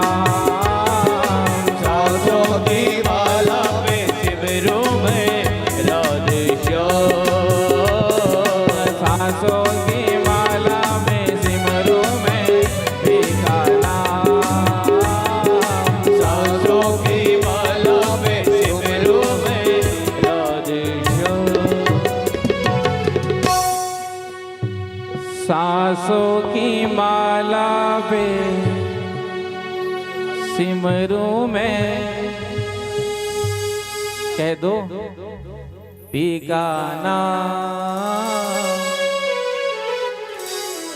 सांसों की माला पे सिमरू मैं सीताराम राधे श्याम। तो आज हर श्वास में पितामह भीष्म भगवान के नाम को ही गा रहे हैं। 52 दिनों से बाणों की सैया में लेटे हुए हैं। भगवान ने वचन दिया था कि अंतिम समय में दर्शन देने के लिए आएंगे, तो भगवान के दर्शन के निमित्त ही अपने प्राणों का भी त्याग नहीं किया था। पितामह भीष्म को वरदान प्राप्त था। क्या वरदान प्राप्त था? इच्छा मृत्यु का। अपने इच्छा से शरीर छोड़ सकते हैं। हम सब के लिए ऐसी व्यवस्था नहीं है। प्रेम से कहो श्री राधे। जैसे ही हमारा समय आएगा, यमराज प्राणों को खींच करके हठात बलात् लेकर चला जाएगा, लेकिन इच्छा मृत्यु का वरदान पितामह भीष्म को प्राप्त था। तो आज पांडवों को लेकर के आए हैं। पांडवों ने आकर के आज प्रणाम किया पितामह भीष्म को। भगवान ने कहा जो भी प्रश्न करना है आज पितामह भीष्म से कर लो, क्योंकि इनके जाने के बाद ज्ञान का जो प्रकाश है, ज्ञान का जो सूर्य है, वो ढक जाएगा, समाप्त हो जाएगा। तो पांडवों ने प्रश्न किया था, दान धर्मान, राज धर्मान, मोक्ष धर्मान, विभाग स्त्री धर्मान, भगवत धर्मान, समास व्यास युग था। तो तो समास व्यास विधि से सभी धर्मों का वर्णन किया। उसके बाद पितामह भीष्म ने अर्जुन से पूछा, अर्जुन तुम्हारे सारथी कहाँ हैं, आज अकेले ही आए? तो जब भगवान ने सुना, भगवान आज आकर के खड़े हुए थे पितामह भीष्म के सिरहाने पर, पांडव सामने थे, तो भगवान श्री कृष्ण सामने आकर के खड़े हो गए। कहा बाबा आज आपने हमको याद किया। तो पितामह भीष्म ने कहा अंतिम समय में दर्शन देने के लिए आए हैं आप, और अभी भी सिरहाने पर खड़े हैं, कम से कम सामने से तो दर्शन दीजिए। और जब तक मैं अपने प्राणों को नहीं छोड़ूं तब तक आप ऐसे ही खड़े रहे। भगवान ने सोचा कि आज हमारी लंबी चौड़ी ड्यूटी लग गई। पितामह भीष्म को इच्छा मृत्यु का वरदान है। यदि इन्होंने सोचा कि 2-4-6 महीने के बाद हम अपने प्राणों को छोड़ेंगे तो 6 महीने हमको यहीं खड़े रहना पड़ेगा। तो भगवान मुंह लटका करके उदास खड़े हो गए। पितामह भीष्म ने कहा ऐसे नहीं, मुस्कुराते हुए। तो भगवान मुस्कुराने लगे। पितामह भीष्म ने कहा मेरा सारा अंग बाणों से विधा पड़ा है, आज मैं आपको दोनों हाथ जोड़ करके प्रणाम नहीं कर सकता, ना ही मैं आपको पुष्प अर्पण कर सकता हूँ। लेकिन मेरी ये वाणी काम कर रही है ना, तो मैं आज आपकी स्तुति करना चाहता हूँ। तो 81 का दिन था। 11 श्लोक से पितामह भीष्म ने पुष्पिताग्रह छंद में स्तुति को गाया है। पुष्प नहीं है तो पुष्पिताग्रह छंद बना लिया और उससे स्तुति को गाया। पितामह भीष्म कहते हैं इति मति रूप कल्पिता वितृष्णा भगवती सात्वत पुंगवे विभुम्नि स्वसुखमुपगते क्वचित् विहर्तुं प्रकृतिमुपयुषि यद्भव प्रवाह त्रिभुवन कमनं तमालवर्णं रविकर गौरवराम्बरं ददाने वपुरलककुलावितान नाब्जं विजय सखे रतिरस्तु मे नवद्या। पितामह भीष्म कहते हैं कि मैं मरने से पहले अपनी कन्या का विवाह करना चाहता हूँ। भगवान ने कहा बाबा विवाह तो आपका ही नहीं हुआ तो आपकी कन्या कहाँ से आ गई? क्योंकि पितामह भीष्म अखंड ब्रह्मचारी, तो आपकी कन्या कहाँ से आ गई? तो पितामह भीष्म ने कहा इति मति, मैंने अपने इस मति को, बुद्धि को अपनी कन्या मान ली है और मरने से पहले मैं इसका विवाह करना चाहता हूँ। तो मेरी बेटी ज्यादा पढ़ी लिखी है तो इसके योग्य मुझे कोई वर नजर नहीं आता आपके अलावा। भगवान ने पूछा क्या क्वालिफिकेशन है? तो पितामह भीष्म कहते हैं वितृष्णा, तृष्णा से रहित है। संसार में ऐसा कोई प्राणी नहीं, कोई मनुष्य नहीं जिसके अंदर तृष्णा ना हो। 3 तृष्णा है। सबसे पहला वितृष्णा, पैसे की। दूसरा पुत्रेष्णा, पुत्र की। तीसरा लोकेष्णा, पैसा आवे, नोट आवे, चाहे जैसे भी आवे, लेकिन पैसा आवे। सबको पैसा चाहिए। क्या एक चोर को पता नहीं चोरी करने जाता है, यदि वो पकड़ में आ जाएगा तो अंदर हो जाएगा? लेकिन धन की तृष्णा इतनी बलवती है कि इसके लिए प्राणी कुछ भी करने को तैयार है। यदि किसी की हत्या भी करनी पड़ जाए तो पैसे के लिए वो भी करने को तैयार हो जाता है, क्योंकि धन की तृष्णा ही इतनी प्रबल होती है। पैसा चाहिए चाहे जैसे मिल जाए। दूसरा पुत्रेष्णा, पुत्र के प्रति तृष्णा होती है। तीसरा लोकेष्णा, यदि वितृष्णा नहीं है, पुत्रेष्णा नहीं है तो लोकेष्णा तो सबके अंदर होती है। समाज में मान बढ़ाई प्रतिष्ठा हमको मिले। प्रेम से कहो श्री राधे। समाज में हमारा नाम हो, लोग हमें जाने। जो सन्यास ले लेते हैं, बाबा बन जाते हैं, उनके अंदर भी लोकेष्णा रहती है। प्रेम से कहो श्री राधे। सब कुछ छोड़ दिया फिर भी मन में ये तो रहता है कि लोग जाने कम से कम हमने कितना बड़ा त्याग किया। जज की कुर्सी को ठोकर मार करके हम बाबा जी बने, ऐसे ही थोड़ी हैं। हाँ, ऐसा वैसा मत समझना कि कुछ नहीं आता जाता नहीं, हम जज रहे हैं। तो लोकेशना सबके अंदर होती है कि हमको सम्मान मिले, मान मिले। तो पितामह भीष्म कहते हैं मेरी मति में कोई तृष्णा ही नहीं है, तृष्णा से रहित है। पितामह भीष्म कहते हैं आपके अलावा मुझे कोई ऐसा संसार में नजर ही नहीं आता जिससे मैं अपनी कन्या का विवाह करूं। ये जो मेरी मति है इसका आपके चरणों में रति हो गए और आप इसके पति हो गए, और जब आप इसके पति हो जाएंगे तो इस मति को सद्गति मिल जाएगी। आपके सुंदर स्वरूप का मैं क्या वर्णन करूं? त्रिभुवन कमनम तमाल वर्णम, त्रिभुवन में आपके जैसा कोई सुंदर ही नहीं, इसलिए मैं अपनी कन्या का विवाह आपसे करना चाहता हूं। अंत में आज पितामह भीष्म ने महाराज की छवि का भी स्मरण किया और अपने प्राणों को छोड़ दिया।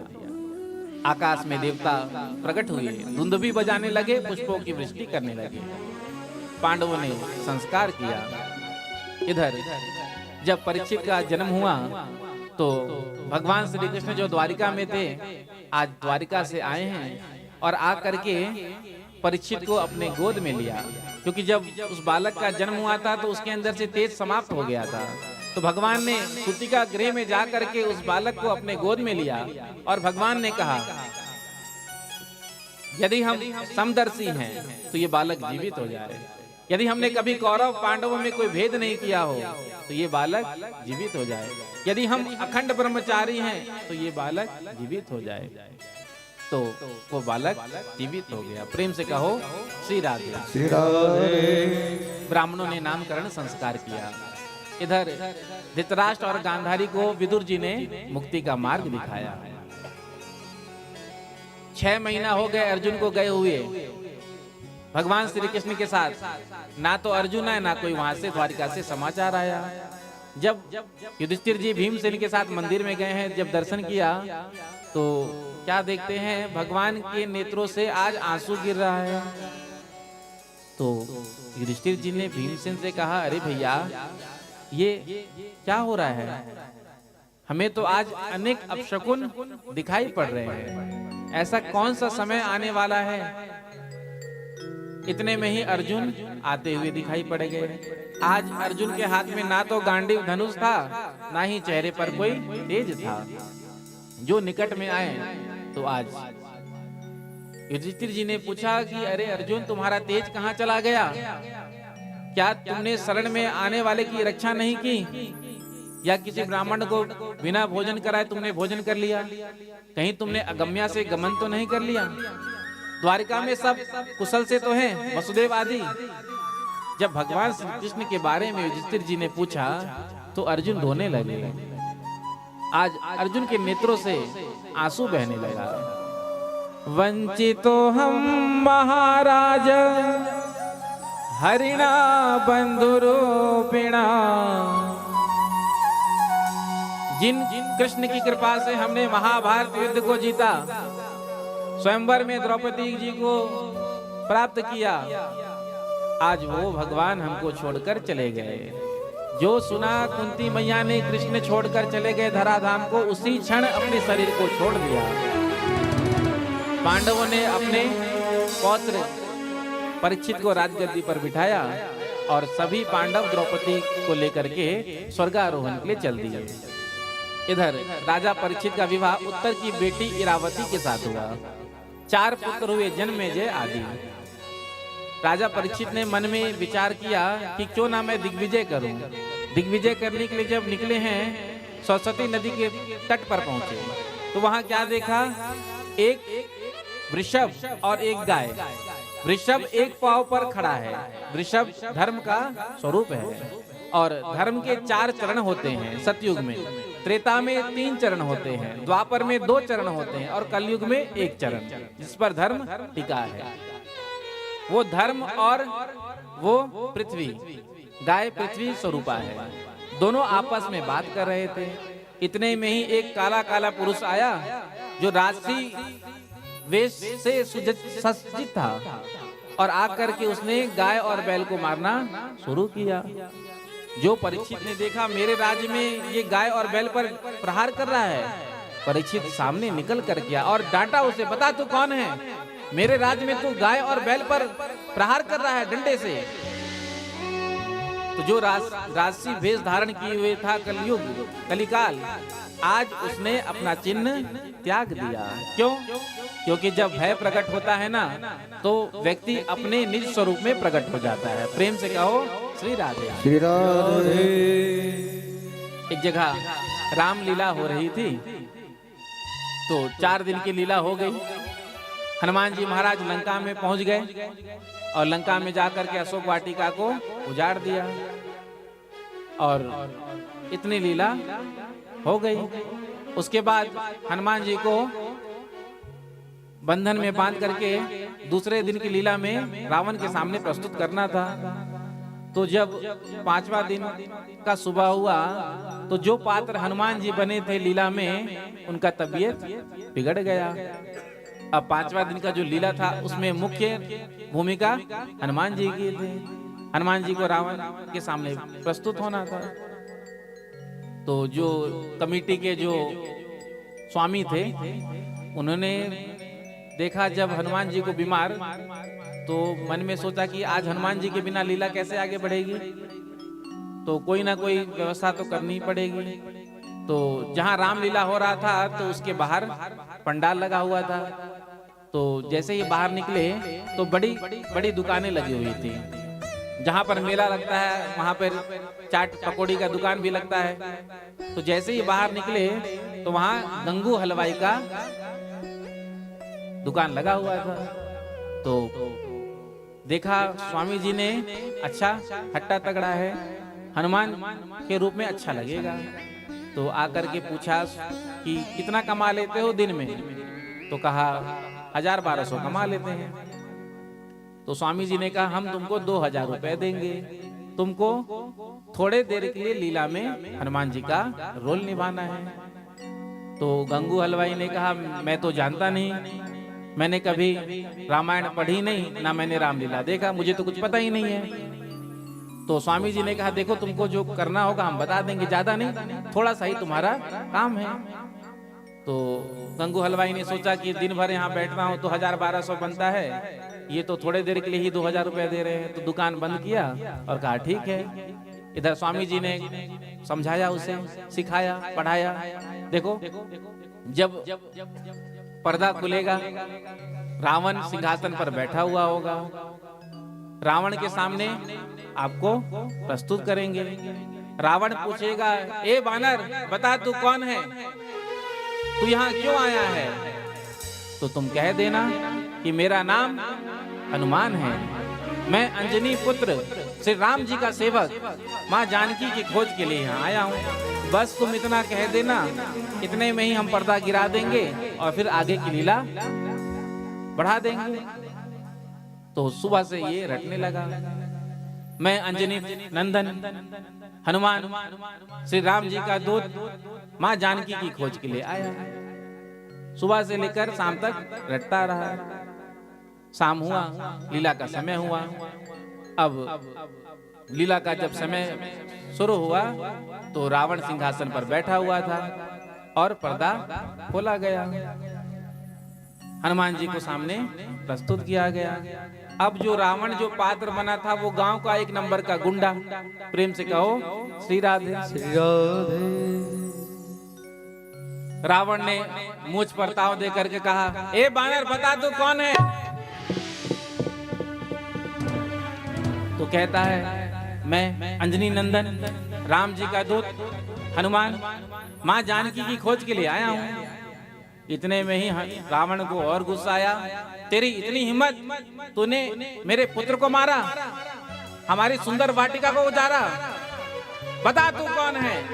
तलवार निकाल लिया। जैसे ही रावण ने तलवार निकाल कर पूछा बता तू कौन है, तो हाथ जोड़कर कहता है गंगू हलवाई, मेरा नाम गंगू हलवाई है। अब उसको यही लगा कि यदि सही ना कहे तो रावण कहीं तलवार चला ही ना दे। तो जब भय उपस्थित होता है तो व्यक्ति अपने निज स्वरूप में आ जाता है। जो कलिकाल राजा का वेश धारण करके आया था, जैसे ही परीक्षित ने क्रोध किया तो अपने राजसी वेश का त्याग करके निज स्वरूप में आ गया और कहा मेरा नाम कलिकाल है, मेरा युग आ गया। परीक्षित ने कहा कि मेरे राज्य को तू छोड़कर चला जा। कलिकाल ने कहा जहां तक सूर्य और चंद्र का प्रकाश है वहां तक आपका राज्य है, बताइए मैं कहां जाऊं। तो परीक्षित ने कहा कि बता तेरे अंदर गुण कितना है, दोष कितना है। तो कहा दोषों का तो मैं भंडार हूं, गुण केवल एक है। कौन सा गुण है कलिकाल में? यत् फलम नास्ति तपसा ना योगेन समाधिना तत्फलम लभते सम्यक कलौ के सब कीर्तनाद। जो अन्य युगों में बड़े बड़े तप से नहीं मिलता था, यज्ञ से नहीं मिलता था, सेवा से नहीं मिलता था, कलयुग में केवल नाम कीर्तन करने से मिल जाता है। कलयुग केवल नाम आधारा, कलयुग केवल नाम आधारा, कलयुग केवल नाम आधारा, कलयुग केवल नाम आधारा।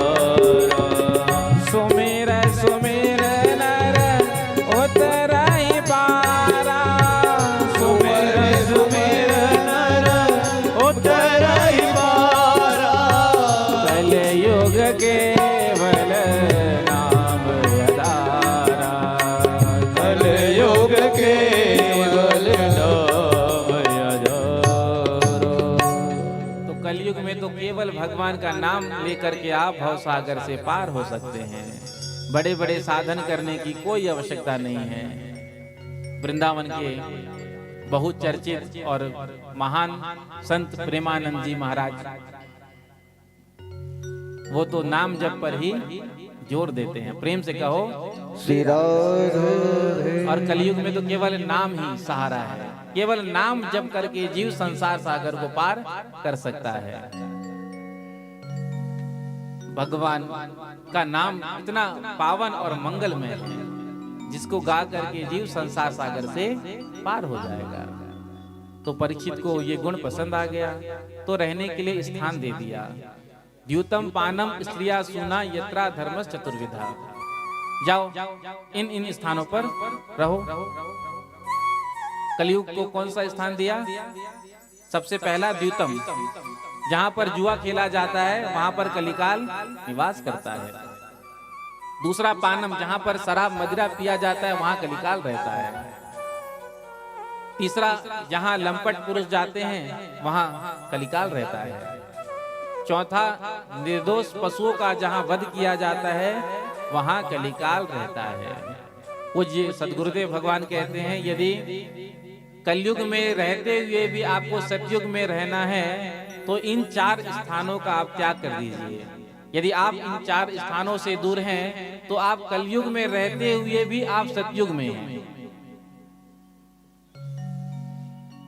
कलिकाल ने कहा आपने जो स्थान दिया कम से कम एक बढ़िया सा स्थान दे दीजिए। यदि आपको हमारा एक गुण पसंद आया तो एक बढ़िया स्थान दे दीजिए। तो 5वां स्थान दिया स्वर्ण में। स्वर्ण में यहाँ अभिप्राय है जो अनीति से धन कमाया जाता है। जब उससे स्वर्ण खरीदा जाता है तो उसमें कलिकाल निवास करता है। तो 5 स्थान कलिकाल को मिल गया, ये चला गया। इधर एक दिन राजा परीक्षित अपने राजकोष में गए तो मंत्री ने जब एक बड़ा सुंदर मुकुट देखा रत्न जड़ित तो कहा कि महाराज इस मुकुट को आप पहनिए, बहुत अच्छा लगेगा आप पर। तो उस मुकुट को धारण किया। ये मुकुट था जरासंध का और जरासंध ने अनीति से ही सारी संपत्ति इकट्ठा की थी। तो जैसे ही परीक्षित ने उस मुकुट को पहना कलिकाल प्रवेश कर गया। आज परीक्षित जी को शिकार खेलने की इच्छा हुई, आखेट करने के लिए निकले, आज तक कभी नहीं गए। आज मंत्री को लेकर के, सैनिकों को लेकर के आज निकले हैं वन में। मंत्री सैनिकों से साथ छूट गया, अकेले जंगल में भटक गए। भूख लगने लगी, बगल में ही एक कुटिया देखा, सोचा कि यहाँ जलपान की व्यवस्था हो जाएगी। जब कुटिया में अंदर गए तो क्या देखते हैं, ऋषि बैठे हैं आंख बंद करके। तो आज परीक्षित को लगा देखो ये ढोंग कर रहा है, राजा की सेवा से बचना चाहता है, इसलिए आंख बंद करके नाटक कर रहा है। तो बगल में ही मरा हुआ सर्प पड़ा हुआ था। धनुष कोटि से परीक्षित ने उसे उठाया और समाधि सच्ची है या झूठी परीक्षा लेने के लिए समीक ऋषि के गले में धारण करा दिया। समाधि तो सच्ची थी, तो समाधि खुली नहीं। इधर जब बच्चों ने देखा इस दृश्य को, तो बच्चों ने जाकर के समीक ऋषि के पुत्र जो श्रृंगी आज सरोवर में स्नान कर रहे थे, उनसे कहा जाकर के आज तेरे पिता का अपमान एक राजा ने कर दिया। जो सुना तपस्वी बालक थे, जल लिया और अभिमंत्रित करके शाप दे दिया। इति लंघित मर्यादम तक्षका सप्तमे हनि। जिस राजा ने मर्यादा का उल्लंघन करके हमारे पिता के गले में मरा हुआ सर्प को डाला है, आज से 7वें दिन उसे तक्षक नाम का सर्प डसेगा और उसकी मृत्यु होगी। साप दे दिया। इधर जब महाराज परीक्षित अपने महल में आए हैं और मुकुट को निकाल करके रखा, तो बुद्धि भी ठिकाने आ गई। आज प्रायश्चित हुआ कि मैंने इतना बड़ा अपराध कैसे कर दिया। जिन महापुरुषों के, जिन संतों के, ऋषियों के गले में मैं माल्यार्पण करता था, आज मैंने उनके गले में एक मरा हुआ सर्प को डाल दिया। यदि राजा ही संतों का, ऋषियों का, ब्राह्मणों का अपमान करने लगेगा तो प्रजा क्या शिक्षा लेगी। यथा राजा तथा प्रजा। आज परीक्षित जी कहते हैं भगवान से, मैंने जो अपराध किया इसकी सजा तो यही है कि मेरा तुरंत प्राण निकल जाए। इधर अपने लिए मृत्यु मांग रहे थे परीक्षित, इधर श्रृंगी अपने पिता के पास आकर के रोने लगे समीक ऋषि के पास में। जब समीक ऋषि ने पुत्र के रोने की आवाज को सुना तो आज समाधि खुल गई। पूछा बेटा क्या बात है? तो श्रृंगी ने कहा आपके गले में मरा हुआ सर्प एक राजा ने डाल दिया। तो आंख बंद करके ध्यान लगाया तो राजा परीक्षित आज आए थे। देखा, कहा बेटा तुमने कोई दंड तो नहीं दिया? तो श्रृंगी ने कहा पिताजी मैंने 7 दिन में मरने का शाप दे दिया। जो सुना समीक ऋषि ने, आज समीक जी ने कहा बेटा ये तूने कितना बड़ा अपराध कर दिया। जिसकी रक्षा करने के लिए भगवान माँ के गर्भ में गए थे, परीक्षित की रक्षा करने के लिए भगवान श्री कृष्ण उत्तरा के गर्भ में गए थे, आज उसे तूने शाप दे दिया। तो समीक ऋषि ने कहा कि आज से मैं ये निश्चित करता हूं कि आज के बाद किसी का शाप लगेगा ही नहीं कलयुग में। इसीलिए क्योंकि सतयुग, त्रेता, द्वापर में ऋषियों का, संतों का, ब्राह्मणों का शाप लग जाता था। यदि कलिकाल में शाप ब्राह्मणों का लगता, ऋषियों का लगता, तो किसी को भी घेर कर खड़े हो जाते और कहते देख यदि तूने मेरा ये काम नहीं किया तो शाप दे दूंगा। किसी को भी पकड़ करके अपना काम करा लेते। तो समीक ऋषि ने कहा कि आज के बाद से किसी का शाप लगेगा ही नहीं। ब्राह्मणों के अंदर, ऋषियों के अंदर, साधु संतों के अंदर केवल आशीर्वाद देने का ही सामर्थ्य रहेगा। प्रेम से कहो श्री राधे। कहा साप वापस तो हो नहीं सकता, जाकर के परीक्षित को कम से कम सूचित कर दो। गौरमुख नाम के शिष्य को भेजा। गौरमुख नाम के शिष्य ने जाकर परीक्षित से कहा महाराज आपने जो हमारे गुरुदेव भगवान का अपमान किया तो गुरुपुत्र ने आपको 7 दिन में मरने का शाप दिया। जो सुना परीक्षित ने कि 7 दिन में मेरी मृत्यु निश्चित है, तनिक भी विचलित नहीं हुए और कहा कि मैंने जो अपराध किया उसका तो यही दंड होना चाहिए था कि तत्क्षण मेरी मृत्यु हो जानी चाहिए थी। लेकिन देखो संत की करुणा, कृपा, उन्होंने मेरे मुक्ति के लिए मुझे 7 दिन प्रदान कर दिए। अपने पुत्र के ऊपर राजभार सौंपा, सीधे गंगा के तट पर जाकर बैठ गए। जो संतों ने, ऋषियों ने सुना, सब आकर के आज गंगा के तट पर बैठ गए। एक साथ इतने संतों, ऋषियों को देख करके आज परीक्षित जी गदगद हो गए और अपने भाग्य की सराहना करते हुए कहते हैं कि मेरे जैसा भाग्यशाली आज दुनिया में मुझे कोई दूसरा नजर नहीं आता। एक साथ में इतने संतों का दर्शन कर रहा हूं। एक संत का यदि दर्शन हो जाए वही हमारे जीवन के पाप, ताप, संताप को मिटाने वाला होता है। यहाँ तो इतने सारे संत बैठे हैं। दोनों हाथ जोड़ करके प्रश्न किया, जिसकी मृत्यु निकट है उसे क्या करना चाहिए, किसका श्रवण करना चाहिए, किसका कीर्तन करना चाहिए, किसका स्मरण करना चाहिए। अब जितने भी संत थे, ऋषि थे, कोई कहता है यज्ञ करो, कोई कहता है तप करो, कोई कहता है नाम जप करो, कोई कहता है दान करो।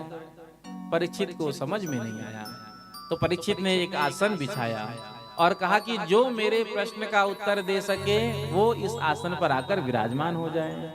बड़े बड़े संत षि उस सभा में उपस्थित थे, लेकिन किसी ने उस आसन को स्वीकार नहीं किया। तभी वहां पर 16 वर्षीय श्री सुखदेव जी महाराज आए हैं। तत्रा भवन भगवान व्यास पुत्रो यदृक्ष आगामट मानो नपेक्षा अलक्ष्य लिंगो निज लाभ तुष्टो वितैश्य बालैरवधूत वेशा। 16 वर्षीय श्री सुखदेव जी महाराज, जिनका बड़ा सुंदर स्वरूप था, सुख नासिका कमल नयन, आकर के आसन पर बैठ गए। जितने भी संत ऋषि थे सब कोई अपने आसन से खड़े हो गए और प्रणाम करने लगे। परीक्षित ने जब देखा तो लगा कि बड़े तपस्वी कोई संत हैं, इसलिए तो सारे ऋषि खड़े हो गए, प्रणाम कर रहे हैं। तो आज आकर के परीक्षित ने सुखदेव जी के चरणों में प्रणाम किया और प्रश्न किया, महाराज जिसकी मृत्यु निकट हो उसे किसका श्रवण करना चाहिए, किसका स्मरण करना चाहिए, किसका कीर्तन करना चाहिए। तो सुखदेव जी राजा परीक्षित से क्या कहेंगे, इसकी चर्चा हम कल के प्रसंग में करेंगे। आज की कथा यहीं पर विश्राम। तो आज परीक्षित ने सुखदेव जी का पूजन किया। प्रेम से कहो श्री राधे। बोलो सुखदेव जी महाराज की जय हो। हरि की कथा सुनाने वाले तुमको लाखों प्रणाम, तुमको लाखों प्रणाम, लाखों प्रणाम, तुमको लाखों प्रणाम। हरि की कथा सुनाने वाले, की कथा सुनाने वाले तुमको लाखों प्रणाम, तुमको लाखों प्रणाम, तुमको लाखों प्रणाम, तुमको लाखों प्रणाम। दोनों हाथ करते हुए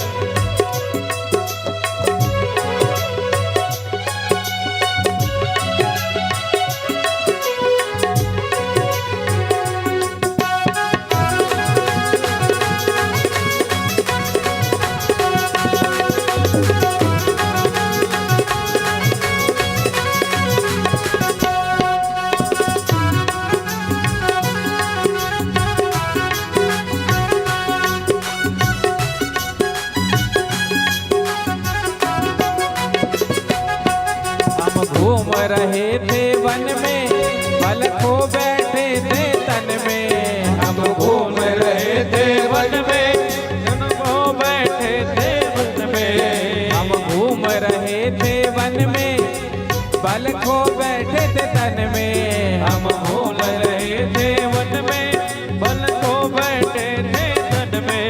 ओ राह बताने वाले, ओ राह बताने वाले, बताने वाले, ओ राह बताने वाले, तुमको लाखों प्रणाम, तुमको लाखों प्रणाम, तुमको लाखों प्रणाम, तुमको लाखों प्रणाम।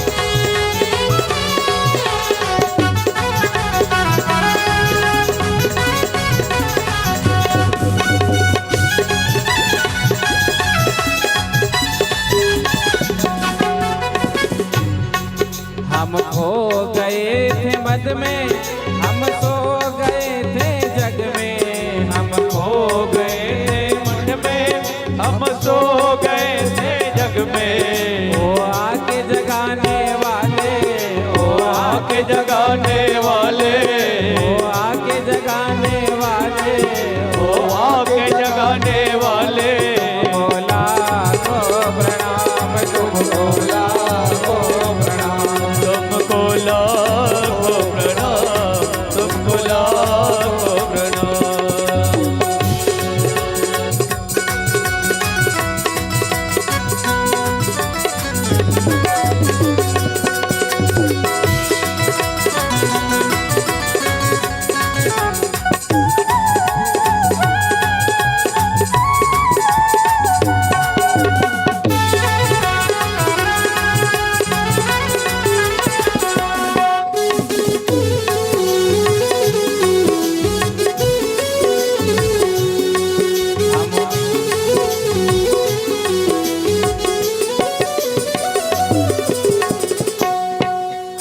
पार तेरा क्या पावे, बस शीस झुका यही गावे। हम पार तेरा क्या पावे, बस शीस झुका नहीं गावे। हम पार तेरा क्या पावे, बस शीस झुका ये गावे। हम पार तेरा क्या पावे, बस शीस झुका यही गावे। भव पार लगाने वाले, भव पार लगाने वाले, भव पार लगाने वाले, भव पार लगाने वाले। बोला तो प्रणाम, तुमको लाखों प्रणाम, तुमको लाखों प्रणाम, तुमको लाखों प्रणाम। हरि की कथा सुनाने वाले, हरि की कथा सुनाने वाले, कथा सुनाने वाले, प्रभु की कथा सुनाने वाले। बोला तो प्रणाम, तुमको लाखों प्रणाम, तुमको लाखों प्रणाम, तुमको लाखों प्रणाम। राधा राधा राधा राधा राधा राधा, राधा राधा राधा राधा राधा राधा, राधा राधा राधा राधा राधा राधा, राधा राधा राधा राधा राधा राधा, राधा राधा राधा राधा राधा राधा, राधा राधा राधा राधा राधा राधा, राधा राधा राधा राधा राधा राधा, राधा राधा राधा राधा राधा राधा, राधा राधा राधा राधा राधा राधा, राधा राधा राधा राधा राधा राधा, राधा राधा राधा राधा राधा राधा, राधा राधा राधा राधा राधा राधा, राधा राधा राधा राधा राधा राधा, राधा राधा राधा राधा राधा राधा, राधा राधा राधा राधा राधा राधा, राधा राधा राधा राधा राधा राधा, राधा राधा राधा राधा राधा राधा, राधा राधा राधा राधा राधा राधा, राधा राधा राधा राधा राधा राधा, राधा राधा राधा राधा राधा राधा। तो हरि की कथा सुनाने वाले, प्रभु की कथा सुनाने वाले, तुमको लाखों प्रणाम, तुमको लाखों प्रणाम। बोलिए बाल कृष्ण लाल की जय हो, वृंदावन बिहारी लाल की जय हो, श्रीमद् भागवत महापुराण की जय हो, श्री हनुमान जी महाराज की जय हो, श्री बैद्यनाथ बाबा की जय हो, जय जय श्री राधे, जय जय श्री राधे, जय श्री राधे, जय जय श्री राधे, जय जय श्री राधे। श्याम। अब आरती करके प्रसाद लेके प्रस्थान करेंगे।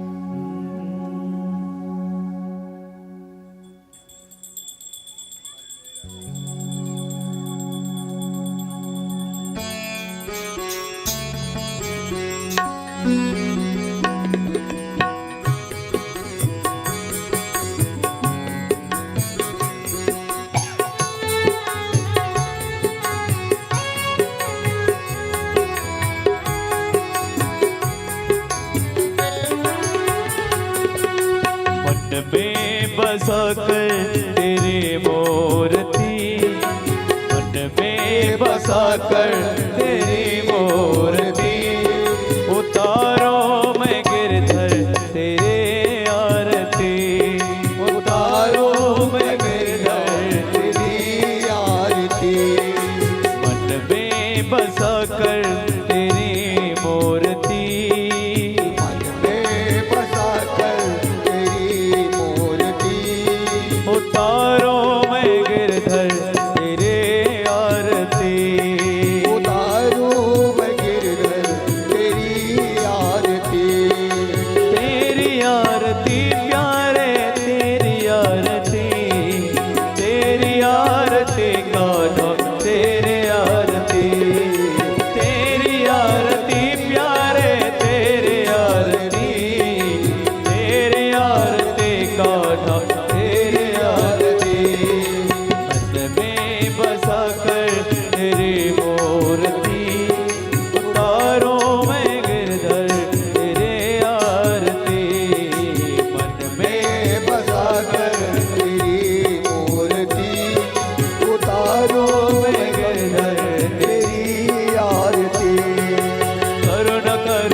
कष्ट हरो ज्ञान दो भगवन, भाव में फंसे नाव मेरी तार दो भगवन। करुण करो कष्ट हरो ज्ञान दो भगवन, नाव में बसे नाव मेरी तार दो भगवन। दर्द की दवा तेरे पास है, दर्द की दवा तेरे पास है। जिंदगी दया के भीख मांगता हूँ मैं, मन में बसा कर तेरी मूर्ति, तारों में गिरधर तेरी आरती, मन में बसा कर तेरी मूर्ति, उतारो में गिरधर तेरी आरती। मांग तुझसे क्या मैं यही सोचूं भगवन, जिंदगी जब तेरे नाम कर दे अर्पण। मांग तुझसे क्या मैं यही सोचूं भगवन, जिंदगी जब तेरे नाम कर दे अर्पण। सब कुछ तेरा कुछ नहीं मेरा, सब कुछ तेरा कुछ नहीं मेरा। तन मन ये सारे अर्पण मैं कर दूं, मन में बसा कर तेरी मूर्ति, तारों में गिरधर तेरी आरती। मन में बसा कर तेरी मूर्ति, उतारो में गिरधर तेरी आरती। वेद तेरे महिमा गावे संत करे ध्यान, नारद गुणगान करे छेड़े बेड़ा तान। वेद तेरी महिमा गावे संत करे ध्यान, नारद गुणगान करे छेड़े बिना तान। भक्त तेरे द्वार करते हैं पुकार, भक्त तेरे द्वार करते हैं पुकार, भक्त तेरे द्वार करते हैं पुकार। भक्त तेरे द्वार करते हैं पुकार। करते हैं वंदना तेरे दरबार, मन में बसा कर तेरी मूर्ति, तारों में गिरधर तेरी आरती। मन में बसा कर तेरी मूर्ति, तारों में गिरधर तेरी आरती, उतारो में गिरधर तेरी आरती, उतारों में गिरधर तेरी आरती, उतारों में गिरधर तेरी आरती।